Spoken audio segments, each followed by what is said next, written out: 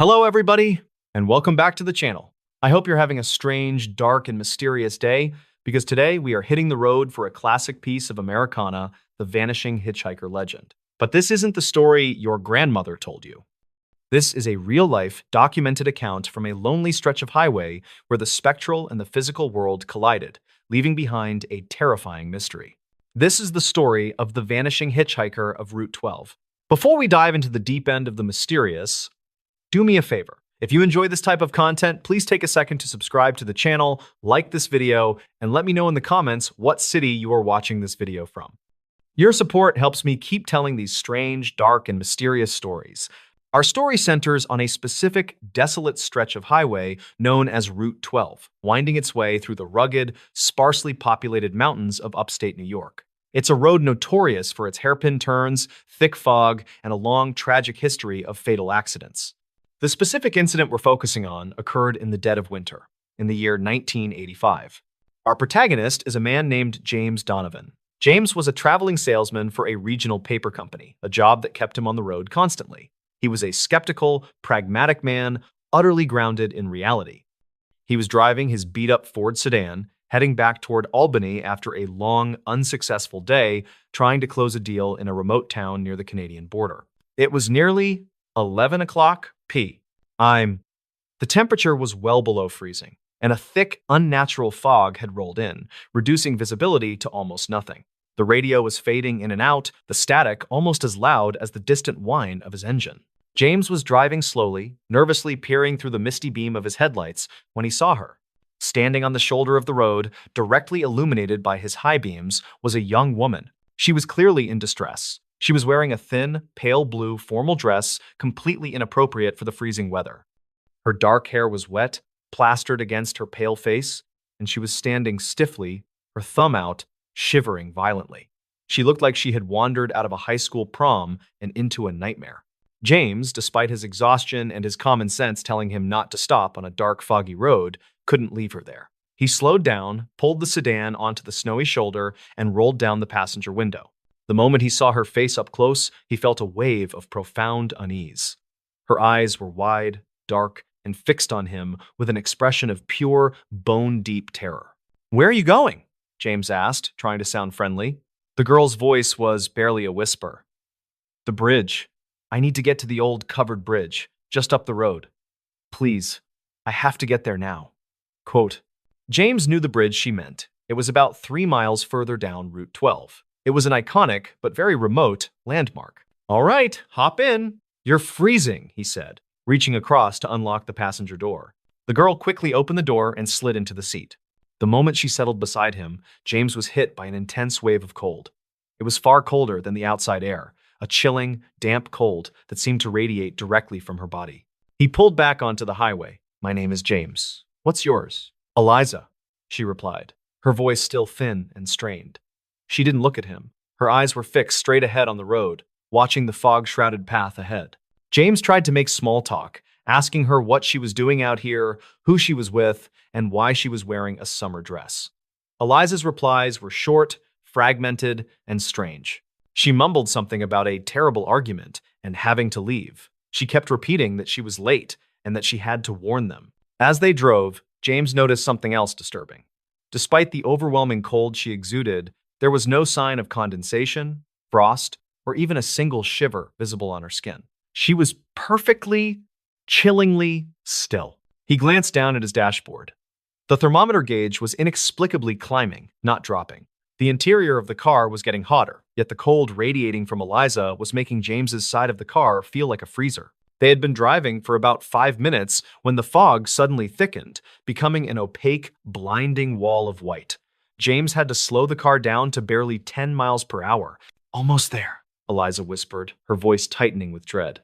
"It's coming." "What's coming, Eliza? The bridge?" "No," she said, her voice now dangerously calm. The sound of the car hitting the guardrail. James's blood ran cold. The way she said it was not a prediction. It was a statement of fact, a memory. He realized the horror of the situation. He wasn't giving a ride to someone in trouble. He was giving a ride to someone who had already been in trouble. He slammed on the brakes, pulling the car to a shuddering halt in the middle of the empty highway. "Eliza, what are you talking about?" "Who are you?" he demanded, turning to face her. She finally looked at him. Her face was no longer pale. It was completely translucent, the color of milky glass. Her wide, dark eyes held an expression of infinite sorrow and regret. "I tried to tell them. I was supposed to be here," she said, her voice fading to a wispy echo. "But I ran. I never should have left the dance." Then, from the fog directly ahead of them, came a sound. It was the sickening, unmistakable sound of grinding metal, followed by the shattering noise of glass exploding and a low, terrible crunch. The sounds were deafening, visceral, and felt incredibly close. James instinctively covered his head, bracing for impact. But the sounds faded instantly, replaced by the profound, heavy silence of the snowy road. The car hadn't moved. James realized the sounds hadn't come from a new accident. They were echoes, residual noise caught in the terrifying vortex that was Eliza. He looked back at the passenger seat. The seat was empty. Eliza was gone. There was no sound of a door opening or closing, no tracks in the snow outside the door. She had simply vanished. But she had left something behind. On the black vinyl of the passenger seat, there was a small puddle of water, not frozen, not melted, but perfectly room temperature, and lying in the center of the water was a piece of jewelry, a tiny, silver locket, slightly tarnished. James didn't hesitate. He jammed the gear shift into drive and sped away, not stopping until he reached the lights of the next town, nearly 30 miles away. He didn't report the incident to the police immediately. He knew how absurd his story sounded. Instead, the next day, using the information he gleaned from local historical records, he drove back to the small town near the Canadian border. He went to the local library and started digging through old newspaper archives from the 1960s. He found it on the third day. A yellowed clipping from the town paper, dated November 24th, 1962. The headline read, "Tragedy Strikes Prom Night. 3 high schoolers killed in Route 12 crash." The article detailed how 3 students, 2 boys and a girl, had died in a massive car crash after leaving a high school dance. They had hit a patch of ice, slid, and slammed into the guardrail near the covered bridge. The names of the victims were listed. One of the names was Eliza Thorne. The article also mentioned a significant detail. Eliza was the only one in the vehicle who survived the initial impact, but she had been thrown from the car and had died hours later from exposure and injuries on the shoulder of the road. She was found still clutching a silver locket. The police determined the crash was caused by excessive speed, but the students' families maintained that the car had veered to avoid something they never identified. James Donovan now understood. Eliza wasn't warning him of the crash. She was a restless spirit, reenacting her final moments, forever hitchhiking back to the crash site where she should have warned her friends and where she ultimately died alone. The sounds James heard were the auditory remnants of the tragedy, the final, brutal noise of the car wreck that defined her death. James returned to the area near the old covered bridge. He found the exact stretch of road where he had stopped. He used a shovel to dig a small hole in the snow on the shoulder of the road, right where he had picked her up. He placed the silver locket into the hole, covered it with earth, and said a simple prayer for peace. He never saw Eliza again, but the story doesn't quite end there. 10 years later, in 1995, Route 12 was undergoing major construction. A team of road workers was widening the lane near the old covered bridge when they made an unexpected discovery. Buried just beneath the guardrail, they found the wreckage of an old Ford Fairlane from the 1960s. The car from the original tragedy, which had apparently been thrown over the embankment and buried by subsequent snow and repairs. And next to the car, they found the remains of 2 bodies. They were identified as the 2 male passengers from the accident. But only 2 bodies were accounted for. The police also found something else, a long, deep gouge in the pavement leading directly to the fatal spot.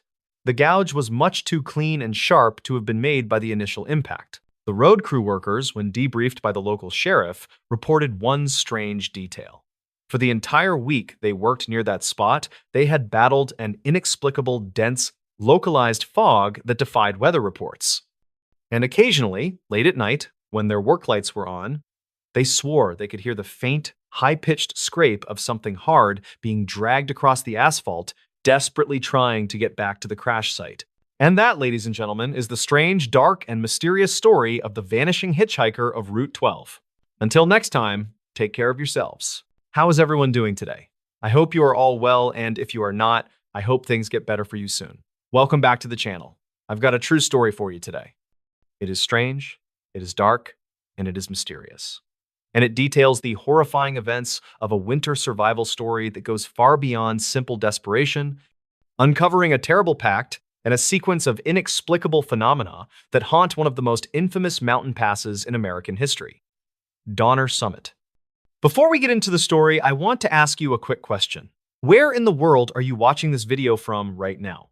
Go down into the comment section and let me know. I always enjoy seeing how far the strange, dark, and mysterious family extends. Now, let's get into the story. Our narrative begins in the early 1940s, long after the tragic, well-documented events of the original Donner Party, but in the exact same unforgiving, brutal location in the Sierra Nevada mountains. This area, known today simply as Donner Pass, remains remote, beautiful, and lethally dangerous during the winter months. Our protagonists are two men, Elias Vance and Walter Wally Quinn. They were not pioneers or travelers, but dedicated maintenance engineers hired by the newly formed State Transit Authority. Their job was crucial, to man a tiny, isolated observation shack near the summit of the pass. They were the Watchmen. 1. The Den, the sod of the best on round 1. Their purpose was to continuously monitor the towering snowpack and radio in warnings of potential avalanches or road-closing drifts to the small, scattered communities below. The Watch Shack was essentially a concrete bunker, a small, windowless, heavily fortified structure anchored directly into the granite, equipped with a shortwave radio, minimal supplies, and enough food for 2 men for exactly 3 weeks. The plan was simple. They would hike in, stay for 3 weeks, and then a relief team would hike in to swap them out. Elias, the older of the two, was a calm, meticulous man, known for his skepticism. Wally, the younger, was energetic, prone to tall tales, and deeply uneasy about the history of the pass, often speaking of the ghosts of the hungry. They were deposited at the shack in early December. The first 2 weeks passed uneventfully, filled with boring maintenance checks and shortwave radio chatter. Then, disaster struck in the form of the blizzard of 41. A sudden, unprecedented storm rolled in from the Pacific. It wasn't just a heavy snowfall, it was a meteorological event of pure, focused fury. The snow fell constantly for 6 full days, driven by winds that sounded, as Elias recorded in his log, like 1,000 angry voices screaming in the rock. The snow piled up instantly, burying the shack completely under a suffocating, dense white blanket. The relief team, scheduled to arrive on the 21st day, never made it. The roads were closed, and the blizzard made any attempt at a rescue impossible. Elias and Wally were alone, trapped, and running out of time. They had enough rations for perhaps 4 days of minimal subsistence eating. And then, only the brutal silence of the snow. The 3rd week saw the strange, dark, and mysterious begin. The silence after the storm was terrifying. They were in total darkness, relying solely on the tiny light of a kerosene lamp and the constant, static-filled drone of the shortwave radio. The first strange event was the radio silence. On the 22nd day, the shortwave, which had been their only link to the outside world, suddenly went dead. Not just static, the set produced a complete, utter silence, even though the batteries were fully charged, and Elias checked the antenna and found no damage. They were now truly alone. The next day, the real terror began. Elias and Wally were sitting in the near darkness, conserving their last rations, when they both heard it, a sound of something scraping against the concrete ceiling directly above them. It was not the sound of wind or ice. It was a precise, rhythmic, heavy scrape, scrape, scrape, as if something with immense weight and sharp claws was slowly dragging itself across the solid 6-inch thick roof of the bunker. Elias, the rational man, grabbed an iron pry bar. He checked the pressure gauge, which showed the snowpack above them was over 15 feet thick. No known animal could survive, much less move, through that density of snow and ice. The scraping continued for an hour, growing louder and more deliberate, seeming to circle the tiny bunker. Wally, pale and shaking, whispered, "It's the hunger, Elias. The hunger has found us." On the 25th day, with the food completely gone and the gnawing pain of starvation setting in, Wally made a proposal, a chilling pact born of desperation. "Elias," Wally rasped, his voice weak, "we are going to die. But we can choose how. The past takes what it is owed. We have a radio log, a place name, a record of our existence. We leave one record behind, a final message. We agree. The first one to lose the fight leaves a note for the other. Elias, too weak to argue, reluctantly agreed to the grim, unspoken terms. The final survivor would detail the last actions, ensuring the outside world knew their struggle. It was a pact of final dignity against the inevitable. On the 28th day, Elias lost the ability to stand. He was lying on the cot, his mind slipping into feverish confusion. Wally was barely moving, curled up on the floor. It was then that the sphere returned to full operation. The shortwave radio, which had been silent for 6 days, suddenly blared to life. Elias scrambled to the set, expecting to hear the military or the rescue team. But the radio was not broadcasting human voices. It was broadcasting a single, continuous sound of chewing. It was a wet, sickening sound of flesh and bone being slowly, deliberately torn and crushed. The volume was immense, the sound filling the tiny shack, echoing every starved thought in their heads.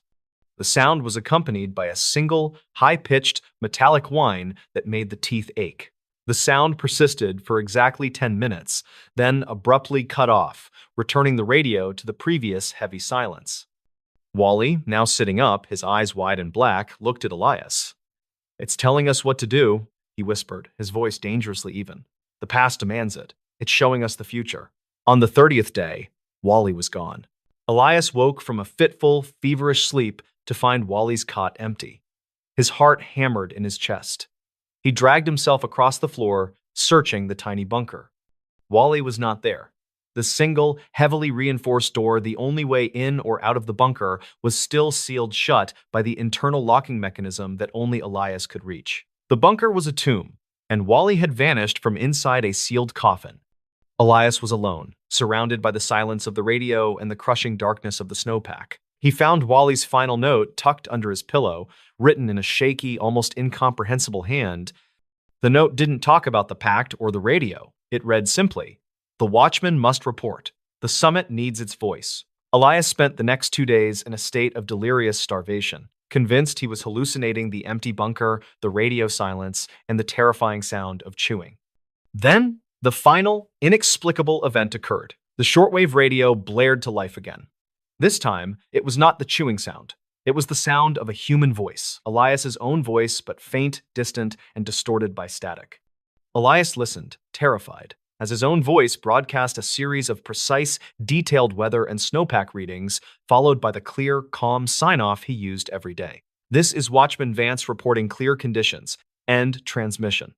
The voice then faded back to silence. Elias was sitting there, weak, starving, and unable to speak. Yet the radio was broadcasting a complete current weather report in his voice, reporting clear conditions from inside a sealed, snowbound tomb. Elias realized the terrifying truth. Wally had not escaped, and the past did not demand a victim. It demanded a watchman.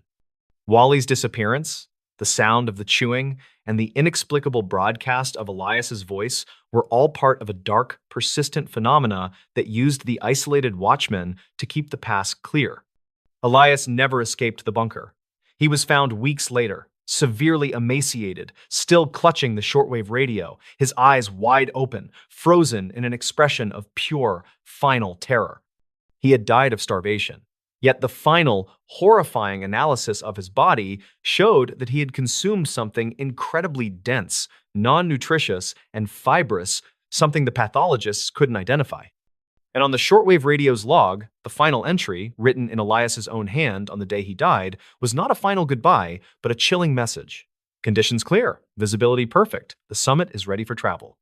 The most terrifying postscript to the story is that for the next 50 years, truckers, train engineers, and local residents who traveled the Donner Pass often reported hearing a faint, garbled voice cutting through their commercial radio bands, a voice giving outdated, nonsensical weather reports, and always signing off clearly. "This is Watchman Quinn reporting clear conditions." End transmission. The pass had taken its watchman, and in return for their ultimate sacrifice, it granted them eternal, starving servitude, binding their consciousness to the mountain itself to endlessly report the clear conditions that lure the next travelers into its ancient, hungry trap. And that is where our strange, dark, and mysterious story ends. with the chilling truth that sometimes the hunger of the mountain is not for flesh, but for silence.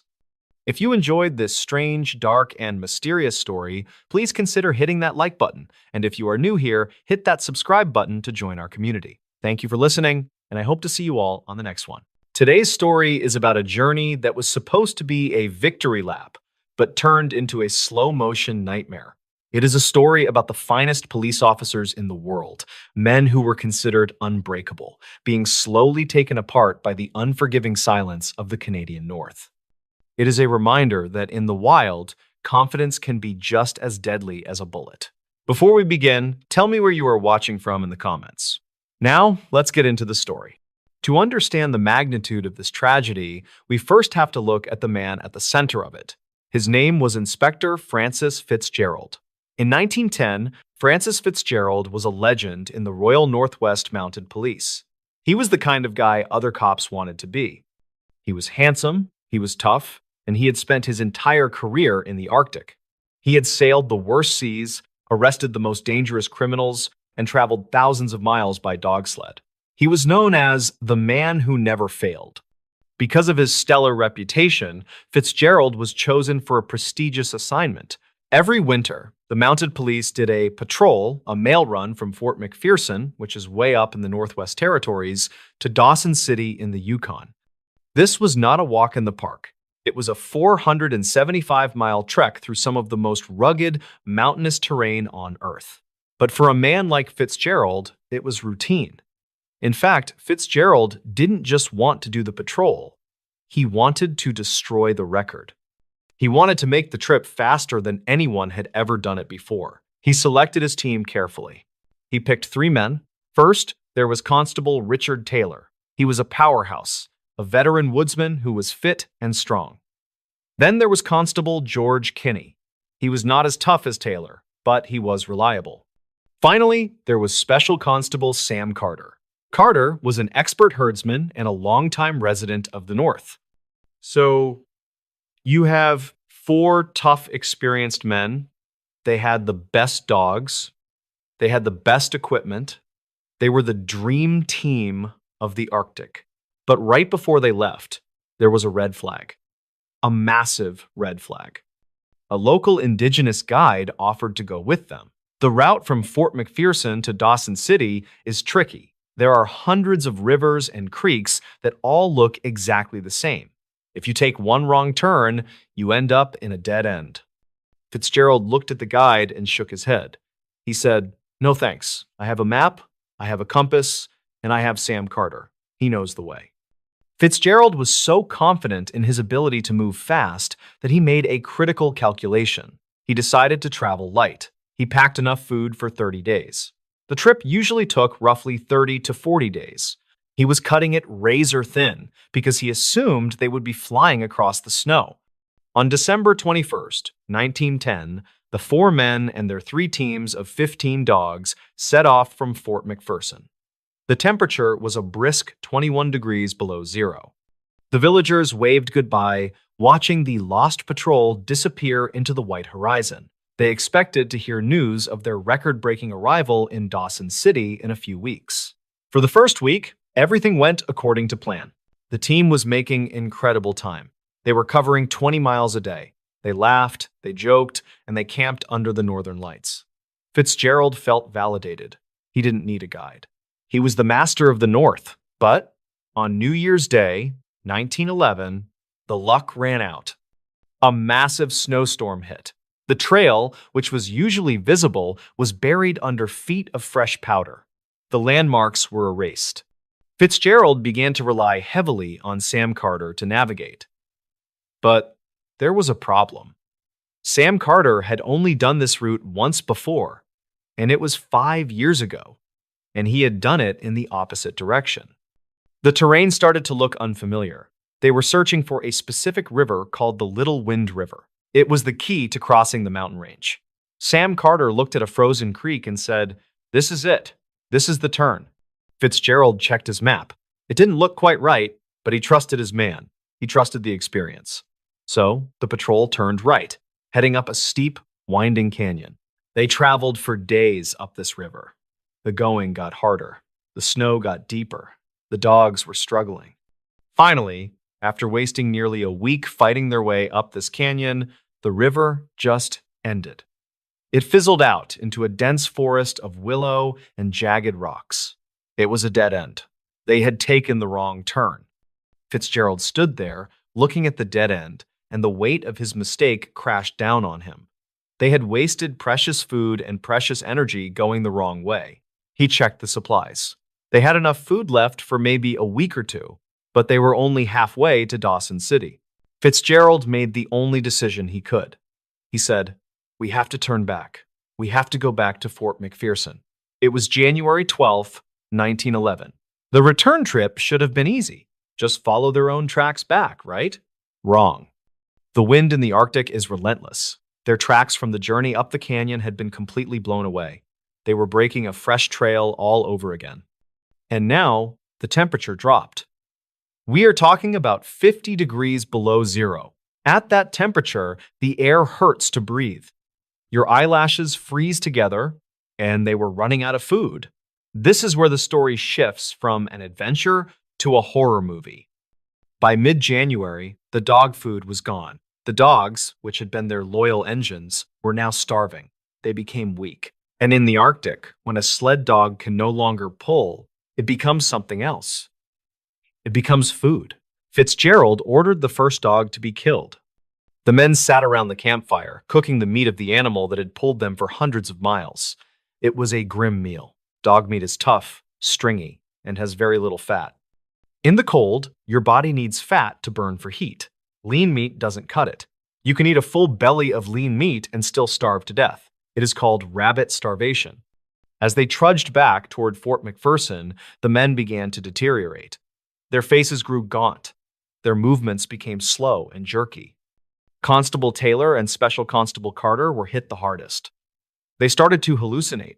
They complained of pains in their feet. Frostbite was setting in. Their toes were turning black. By the end of January, they were still hundreds of miles from safety. They were now killing a dog every few days just to stay alive. But there is a dark science to eating sled dogs. The liver of a dog, especially one that has been working hard in the Arctic, can be toxic to humans. It contains dangerous levels of vitamin A. But the men were so hungry, so desperate for anything that tasted like food, that they ate the livers too. This likely made them sick, causing their skin to peel and their heads to throb, adding to the misery. On February 5th, the group reached a breaking point. They were back at the river where they had made the wrong turn. But they were broken men. Taylor and Carter could barely walk. They were stumbling, falling, and crying out in pain. Fitzgerald looked at his team. He knew that if they stayed together, they would all die. Taylor and Carter were moving too slow. So, Fitzgerald made a desperate gamble. He decided to leave the two sick men behind with a small amount of equipment and camp. He and Constable Kinney, who was still somewhat mobile, would make a mad dash for Fort McPherson. They would run, get help, and send a rescue team back for the others. It was a noble plan, but it was a doomed plan. Fitzgerald and Kinney left their friends. They took the strongest remaining dogs and started running. But running is a strong word. They were shuffling. They were skeletons in parkas. A few days after they split up, Fitzgerald and Kinney realized they weren't going to make it. They were too weak. The snow was too deep. And then something truly heartbreaking happened. They realized that Taylor and Carter, the men they had left behind, had not stayed in camp. In a delirium of fear and madness, the two sick men had tried to follow them. Fitzgerald and Kinney stopped. They waited. Eventually, the two groups merged again. But now, nobody had any strength left. The dogs were all gone. They had eaten every single one. They were boiling the leather harnesses and the rawhide straps of their snowshoes to drink the broth, just to get the taste of something organic in their mouths. On February 12th, 1911, the diary of Inspector Fitzgerald goes silent. Back at Fort McPherson, the weeks had ticked by. People were getting worried. The lost patrol should have been back, or a message should have arrived from Dawson City saying they made it. But the telegraph line was silent. A corporal named William Dempster, A man who respected Fitzgerald but knew the dangers of the land, decided to launch a rescue mission. He gathered a team of indigenous trackers and set out to find the lost legends. Dempster moved fast. He followed the trail. He found the abandoned campsites, and at each campsite, he found evidence of the horror. He found dog paws severed and left in the snow. He found harnesses cut up and chewed on. On March 21st, 1911, 3 months after the patrol had left, Corporal Dempster was traveling down the Peel River, just about 25 miles from Fort McPherson. 25 miles. That is one long day of hiking. They were so close. Dempster saw something in the distance. It was a blue handkerchief tied to a tree branch, fluttering in the wind. He approached it slowly. Beneath the tree, buried under a layer of fresh snow, were two shapes. Dempster brushed the snow away. It was Constable Taylor and Special Constable Carter. They were lying side by side. They were emaciated beyond recognition. Their faces were skeletal. Carter's hands were folded over his chest. Taylor had evidently died first, and Carter, in his final moments, had tried to cover his friend with a sleeping bag before lying down to die himself. But where were Fitzgerald and Kinney? Dempster and his team continued searching. They found tracks leading away from the bodies. Fitzgerald and Kinney had tried one last, desperate push. They had left their dead friends to try and crawl the last 25 miles. About 10 miles further down the river, Dempster found a makeshift campsite. There was a kettle sitting on the remains of a fire that had burned out weeks ago. Inside the kettle was half-cooked piece of moose skin, part of their boots. And lying next to the fire were the bodies of Inspector Francis Fitzgerald and Constable George Kinney. Fitzgerald was lying on his back. Even in death, he looked like he was trying to maintain some dignity. But the scene was horrific. He weighed less than 100 pounds. Dempster searched Fitzgerald's pockets. He found a piece of charcoal and a piece of paper. On it, Fitzgerald had written his last will and testament. It was a message to his wife. The note was shaky, written by a hand that was freezing to death. It read, "All money, watch, map, and furs is left to my beloved wife, Leela, and daughter. God bless you." And then, underneath that, a final line that summed up the entire tragedy. A confession from the man who never failed, the man who thought he could beat the North. He wrote, "My last hope is gone." The discovery of the lost patrol shocked the world. It was front-page news in London, New York, and Ottawa.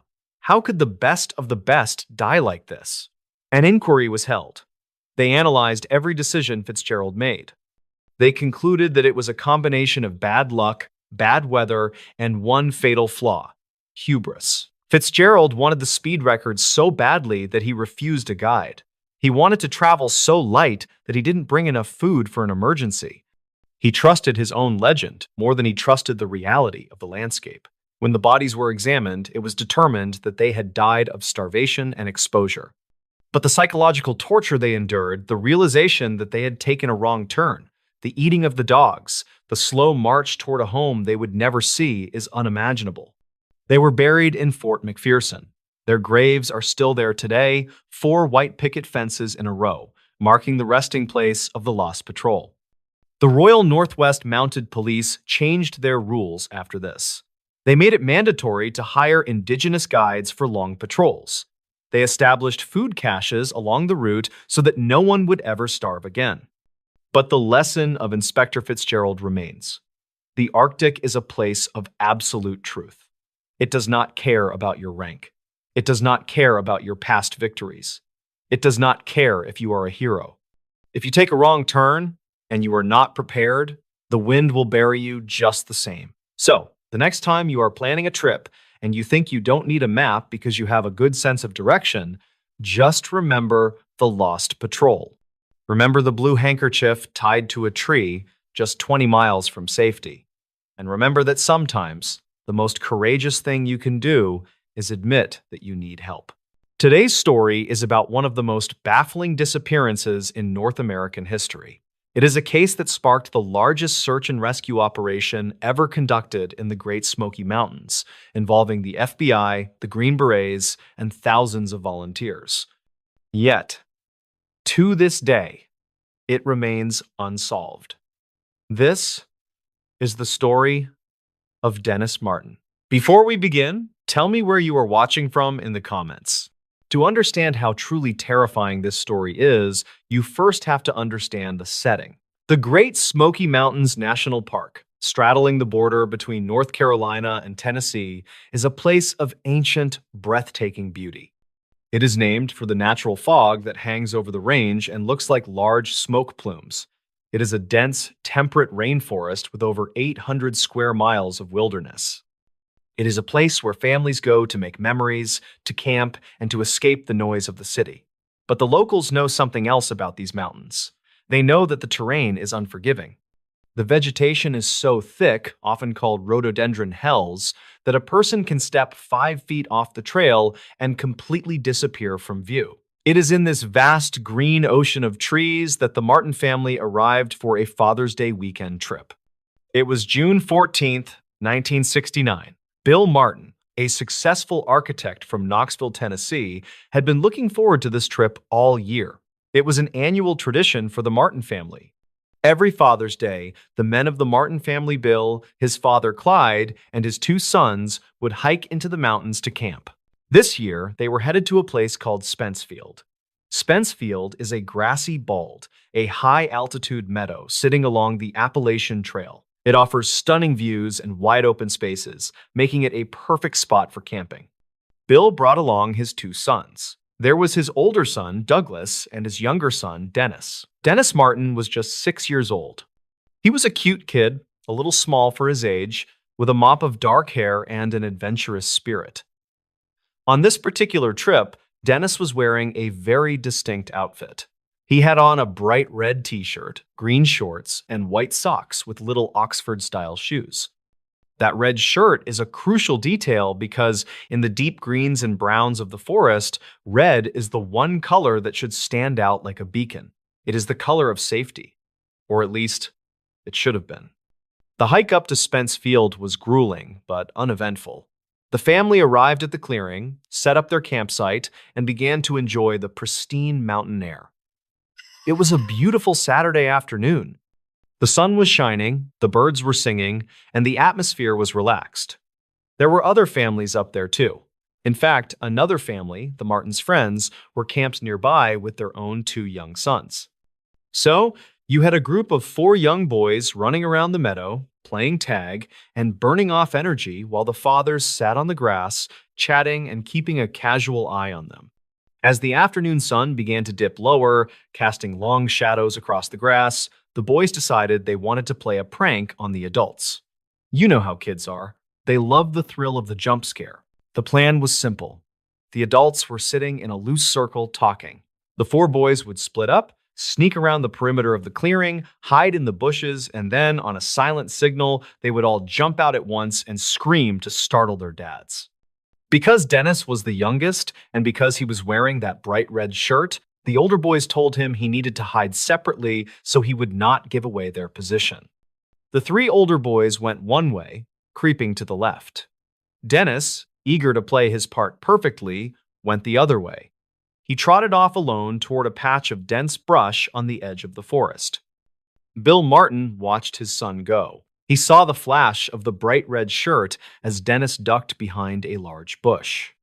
Bill smiled, knowing exactly what the kids were up to. He leaned back, ready to play along, ready to act surprised when the boys jumped out. He watched the bush where Dennis was hiding. He was only about 20 or 30 feet away. It was close. Close enough to throw a baseball. Close enough to hear a twig snap.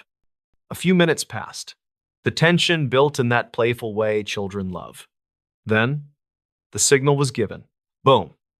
From the left side of the clearing, the 3 older boys burst out of the bushes, screaming and laughing. The fathers jumped, feigning shock, laughing along with the kids. It was a chaotic, happy moment of family fun. But Bill Martin was not looking at the 3 boys. He was looking to his right. He was looking at the bush where Dennis had hidden.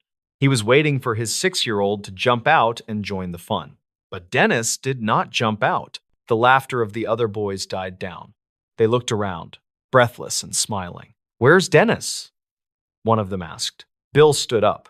He felt a tiny prick of annoyance, thinking maybe Dennis had misunderstood the plan or was just being shy. "Dennis?" he called out. "Okay, buddy, you got us. You can come out now."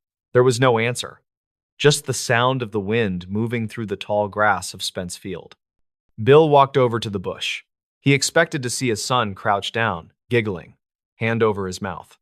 Bill reached out and pulled the branches aside. There was nothing there.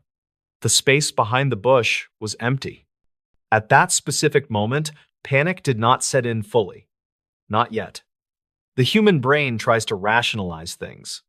Bill assumed Dennis had just moved to a better hiding spot. Maybe he had crawled a little further back into the woods to be even sneakier. "Dennis!" Bill yelled louder. "Come on out!" Bill stepped past the bush and entered the tree line. He walked 10 yards, then 20 yards. He scanned the woods. The trees were dense here, the undergrowth thick with rhododendrons and mountain laurel. "Dennis!" Silence. Bill turned back to the other adults. The look on his face had changed. The other fathers saw it immediately, that sudden, sharp transition from relaxation to alertness. They all stood up. "He's not there," Bill said, his voice rising in pitch. For the next 10 to 15 minutes, the men frantically searched the immediate area. They ran in widening circles, calling Dennis's name. They checked the nearby trails. They checked the steep drop-offs. But there was no sign of him. No flash of a red shirt. No sound of a crying child. It was as if the earth had simply opened up and swallowed him whole in the span of 3 minutes.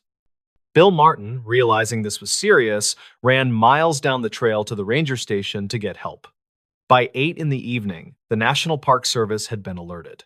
Rangers began to converge on Spence Field, but then the situation went from bad to catastrophic. As night fell over the Great Smoky Mountains, the weather turned. Dark, heavy clouds rolled in, blocking out the moon and stars. The temperature plummeted, and then the sky broke open. A massive thunderstorm struck the mountain range. It was not just a little rain, it was a deluge. In a matter of hours, nearly 3 inches of rain fell. Thunder shook the ground, and lightning flashed, illuminating the terrified faces of the searchers. This storm was the worst possible thing that could have happened. For one, it meant that a 6-year-old boy, wearing only a t-shirt and shorts, was out there alone in the freezing, wet dark. Hypothermia would set in rapidly, but from an investigative standpoint, the storm was a disaster. The torrential rain washed away everything. If there were footprints, they were turned to mud. If there was a scent trail for tracking dogs to follow, it was obliterated. The rain scrubbed the mountain clean of clues. When the sun rose the next morning, the reality of the situation set in. Dennis Martin was gone, and the clock was ticking. What followed was the largest search effort in the history of the National Park Service. News of the missing boy spread across the country. It touched a nerve. Everyone could imagine the horror of a child lost in the woods. Volunteers flooded into the park. We are talking about Boy Scout troops, college students, firemen, police officers, and local hunters. At the peak of the search, there were over 1,400 people scouring the mountainside. The search was massive, but it was also chaotic. In 1969, search and rescue protocols were not as refined as they are today. The massive influx of well-meaning volunteers actually created a problem. Thousands of people trampling through the woods destroyed any potential physical evidence that the rain had missed. They left their own footprints, dropped their own trash, and created so much noise that if Dennis had been crying out for help, no one would have heard him over the shouting of the searchers. Desperate to find the boy, the request went all the way to the White House. President Richard Nixon was briefed on the situation. In an unprecedented move, the federal government sent in the Green Berets, the special forces of the United States Army. 64 highly trained Green Berets were deployed to the Smokies. These were men trained to track enemies in the jungles of Vietnam. If anyone could find a 6-year-old boy in the woods, it was them. They set up a grid search. They moved shoulder to shoulder, crawling through the brush, checking every hollow log, every cave, every crevice. Helicopters with thermal sensors, which were primitive at the time but still high tech for the era, flew overhead. Bloodhounds were brought in. Days turned into a week. A week turned into two. Despite the Green Berets, the helicopters, the bloodhounds, and the thousands of volunteers, they found absolutely nothing. No scrap of red cloth, no shoe, no body. However, there were strange clues. Clues that have fueled mysteries and conspiracy theories for over 50 years. The first clue was a set of footprints found near a stream miles away from Spence Field. The tracks were small, the right size for a 6-year-old. But here is the strange part. One footprint was from an Oxford shoe, like Dennis was wearing. The other footprint was barefoot. Why would he take off one shoe? And why were the tracks leading into such rugged, dangerous territory, far away from where he disappeared? The searchers followed the direction of the tracks until they vanished into the brush, but they led to nowhere. The second clue, or rather, the second lead, is the most disturbing part of this entire story. It is the detail that keeps people awake at night. Several miles away from Spence Field, around the same time Dennis went missing, a tourist named Harold Key was hiking with his family near an area called Sea Creek. This area is very remote, rugged, and difficult to access. Harold Key and his family heard something terrifying. They heard a scream. It was an enormous, sickening scream. Harold Key described it later as a scream that definitely came from a child, a scream of pure terror. Harold stopped and scanned the ridge above him to see where the noise came from. He saw movement. Through the trees, he saw a figure, but it was not a child. Harold Key told investigators that he saw a wild man. He described a disheveled, rough-looking man moving quickly through the trees. The man appeared to be hiding, moving with a strange, stealthy gait. But the most chilling detail was that this man appeared to be carrying something on his shoulder. Harold Key could not make out exactly what the bundle was, but he saw something red. Remember, Dennis Martin was wearing a bright red shirt. Harold Key thought the man looked suspicious enough that he reported it to the park rangers and the FBI. He told them about the scream, the rough-looking man, and the red object. Now, you would think this would be the breakthrough. You would think the FBI would swarm that ridge, hunting for this wild man. But that is not what happened. The FBI and the Park Service authorities determined that the sighting was too far away from Spence Field to be relevant. They calculated the distance and the ruggedness of the terrain and decided that a 6-year-old boy could not have traveled that far in the time between his disappearance and when Harold Key heard the scream. They concluded that there was no way the two events were connected. They dismissed the lead. Years later, however, expert trackers and hikers have disputed this dismissal. They argue that if Dennis had been abducted, if someone had grabbed him the moment he stepped behind that bush, the kidnapper could have moved quickly. Or perhaps Dennis, fueled by the adrenaline of panic, had run much faster and further than anyone estimated. But the authorities kept the Harold Key sighting quiet for a long time. It was not until much later, through Freedom of Information Act requests and leaked documents, that the public learned the full extent of this sighting. There is another layer to the wild man theory. The Great Smoky Mountains have a long history of folklore involving feral humans, or mountain men who live completely off the grid, deep in the woods, detached from civilization. While most people dismiss these as campfire stories, there have been actual documented cases of fugitives and hermits living in those mountains for years without being detected. Did Dennis Martin stumble upon one of these individuals? Was he snatched by a predator who used the chaos of the mountains to hide? The search for Dennis Martin was eventually scaled back and then finally called off. It remains the most extensive and expensive search in the park's history. The Green Berets packed up and left. The volunteers went home. The Martin family was left with a hole in their hearts that would never heal. Bill Martin spent the rest of his life looking for his son. He spent his fortune, his energy, and his sanity trying to find answers. He never gave up hope that perhaps Dennis was still alive somewhere, or that at least his remains would be found so he could give him a proper burial. But the mountain never gave Dennis back. There is a tragic footnote to this story. Years later, overwhelmed by the grief and the lack of closure, and possibly suffering from other life struggles, Bill Martin passed away. Some say he died of a broken heart. The mystery of what happened on that grassy hill in 1969 destroyed not just one life, but an entire family. To this day, if you hike the Appalachian Trail near Spence Field, it is a beautiful, serene place. The views are just as spectacular as they were in 1969. But if you know the story, the silence of the woods feels a little heavier there. You look at the dense rhododendron thickets, the hells, and you wonder, how does a boy vanish in 60 seconds? Did he get lost and succumb to the elements, his small body hidden in a crevice that searchers missed by inches? Was he taken by a mountain lion? Though no blood or torn clothing was ever found. Or was there something darker roaming the woods that day? A wild man who saw a flash of a red shirt and seized an opportunity? We will likely never know the truth.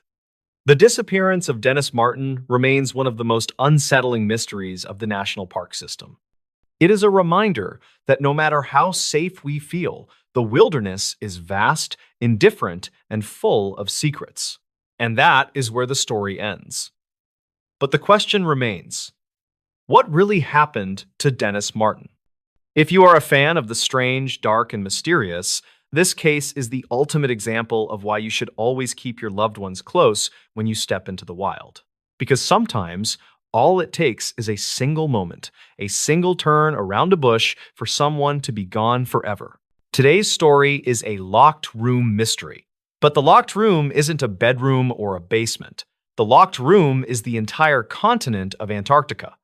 It is a story about a man who died in the most isolated community on Earth, surrounded by 49 other people who were his friends and colleagues. But when the autopsy was finally performed, it revealed that one of those 49 people, or perhaps the man himself, had done something deadly. And to this day, nobody knows exactly how it happened. Before we begin, tell me where you are watching from in the comments. Now, let's get into the story. To understand the sheer terror of this situation, you first have to understand the setting. We are going to the Amundsen Scott South Pole Station. This is a research facility run by the United States, sitting literally at the geographic South Pole. It is the most remote human habitation on the planet.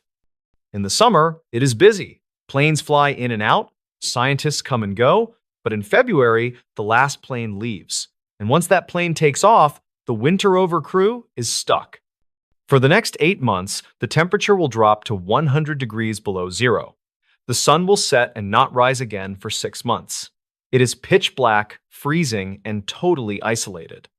Even if you had a heart attack, or went crazy, or got murdered, no one is coming to help you. The year is 2000. The winter crew consisted of 50 people. These were scientists, engineers, and support staff. One of the most popular members of this crew was a 32-year-old astrophysicist named Rodney Marks. Rodney was brilliant. He was Australian, with a scruffy beard and a love for rock music. He wasn't your stereotypical quiet scientist. He was loud, he was funny, and he was the life of the party. He played bass guitar in the station's band, which they called Foucault's Pendulum.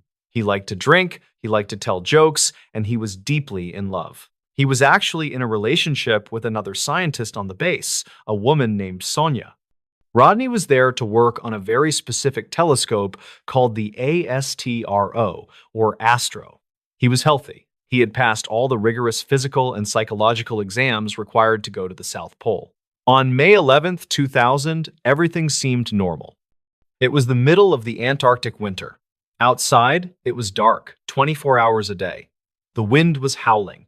Inside the station dome, it was warm and cozy. Rodney was walking from the astronomy building back to the main habitat. He started to feel weird. At first, he just felt a little nauseous. Maybe he had eaten something bad. Maybe he was coming down with the flu. But within a few hours, the nausea turned into violent vomiting. Rodney went to see the station doctor, a man named Robert Thompson. Now, Dr. Thompson was a good doctor, but you have to remember he was working in a glorified clinic. He didn't have an MRI machine. He didn't have a toxicology lab. He had basic supplies. Dr. Thompson examined Rodney. Rodney was anxious. He said he felt weak. He said his stomach was burning. But strangest of all, he said his eyes were bothering him. He was wearing sunglasses inside because the lights were hurting his eyes. Dr. Thompson checked his vitals. They were okay, but Rodney looked terrible. The doctor assumed it might be a gastric ulcer that had burst, or maybe a severe reaction to alcohol, although Rodney hadn't been drinking heavily that day. He gave Rodney an injection to settle his stomach and told him to rest. Rodney went back to his room. He tried to sleep, but the pain didn't stop. It got worse. Over the next 12 hours, Rodney Marks began to deteriorate rapidly. He was vomiting blood. His breathing became ragged and shallow. He was hyperventilating. His body was shutting down. Dr. Thompson was now very worried. He was consulting via satellite phone with specialists back in the United States, but describing symptoms over a scratchy phone line is not the same as being in a hospital. The doctors in America suggested it might be alcohol withdrawal, or a heart condition, or maybe an anxiety attack. They were all wrong. On May 12th, at around 6:30 p.m., Rodney Marks went into cardiac arrest. The doctor and the emergency team tried everything. They performed CPR for 45 minutes. They tried to shock his heart back into rhythm. But at 6:45 p.m. on May 12th, 2000, Rodney Marks was pronounced dead. Now, pause for a second and imagine the atmosphere in the station. There are 49 people left. They are locked in a bubble at the bottom of the world. It is pitch black outside. And their friend, the healthy, happy 32-year-old astrophysicist, just dropped dead for no apparent reason. Was it a virus? Was it something in the water? Was it contagious? Paranoia began to set in. But the horror was just beginning.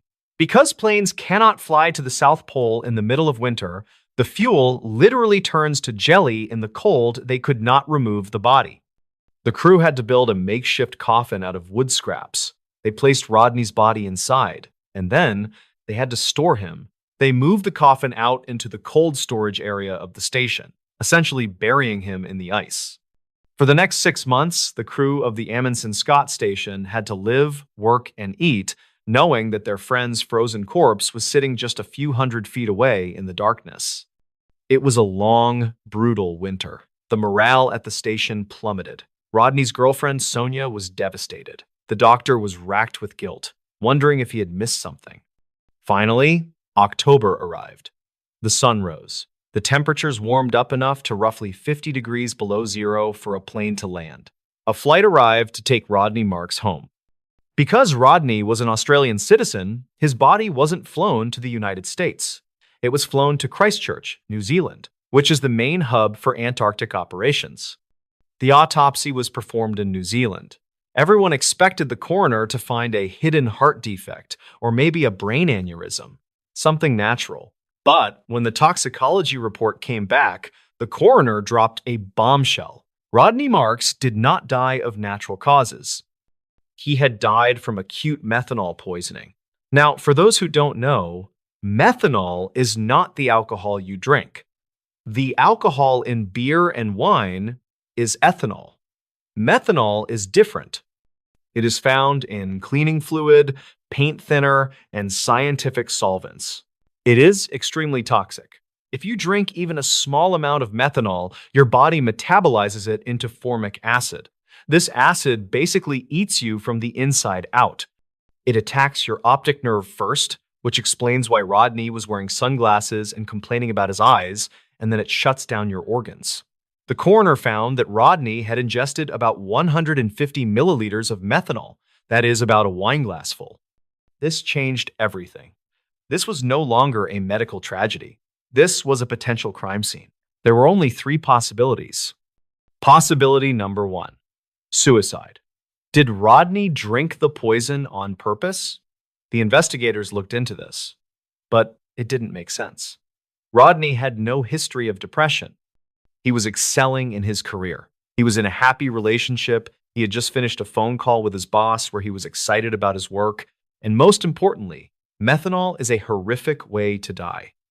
It is slow and painful. A scientist like Rodney would know that. He left no note. The suicide theory was largely ruled out. Possibility number 2. Accidental ingestion. Did he drink it by mistake? People at the South Pole drink a lot of alcohol. It is part of the culture. Sometimes people brew their own moonshine or toast juice. Maybe Rodney thought he was drinking regular alcohol, but he drank a bottle of cleaner by mistake. This also seemed unlikely. Rodney was smart. Methanol smells different. It is usually kept in clearly marked containers in the lab. And here is the kicker. Nobody else got sick. If there was a bad batch of moonshine going around, half the station would have been vomiting. Only Rodney died. That left possibility number 3, foul play. Murder. Did someone at the station poison him? Suddenly, the police in New Zealand realized they had a massive problem. The death happened at a United States base. The victim was Australian, the body was in New Zealand, and the crime scene was in Antarctica, thousands of miles away. The jurisdiction was a nightmare. The New Zealand police wanted to investigate, but they had no authority to go to the American base.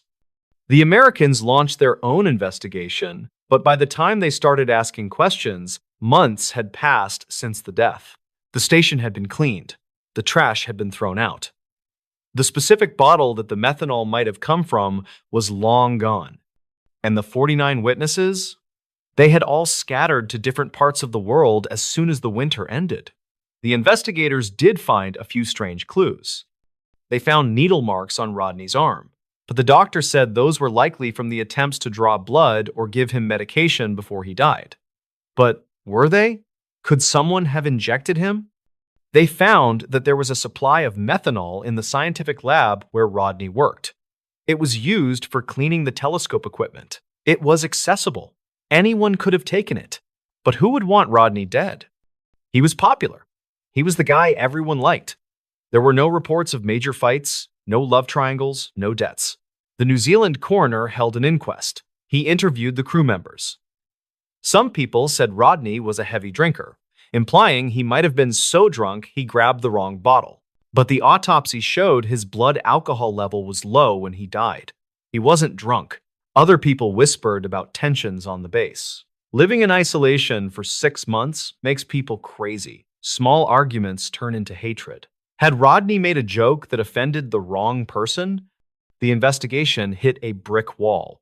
The United States National Science Foundation, which runs the base, was accused of not cooperating fully. They released a statement saying they found no evidence of foul play, but they didn't release all their internal reports. In 2008, 8 years after the death, the New Zealand coroner released his final report. His conclusion was chilling. He stated that Rodney Marks died of methanol poisoning, but he could not determine how the methanol got into his body. He formally ruled that the intent was unknown. He stated, "I cannot rule out that he was given the methanol by another person, either as a prank that went wrong or with the intent to harm." Think about that. A prank that went wrong. Imagine someone spiking Rodney's drink with a little bit of lab alcohol just to make him sick or get him drunker, not realizing it was deadly methanol.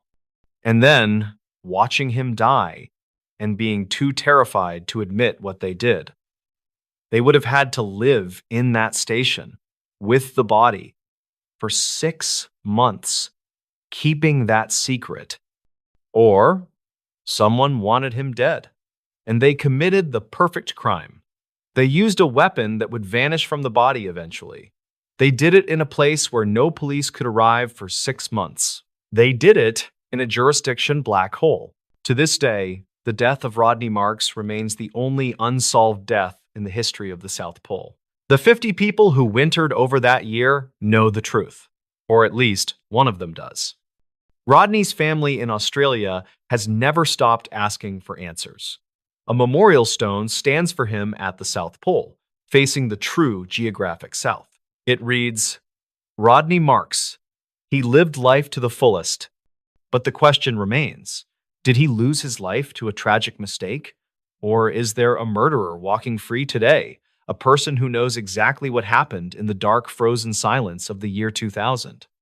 So, if you ever find yourself working a winter contract in Antarctica and someone hands you a drink that smells a little bit like paint thinner, maybe just stick to the bottled water. Today's story is about a mistake so small, so simple, and yet so catastrophic that it haunts the history of the Alaskan wilderness to this day. It is a story about how a single gesture, a movement of the hand that took less than 3 seconds, sealed a man's fate in one of the most unforgiving places on Earth. Before we begin, tell me where you are watching from in the comments. To understand the gravity of this tragedy, we first have to look at the setting. We are going to the Brooks Range in Alaska.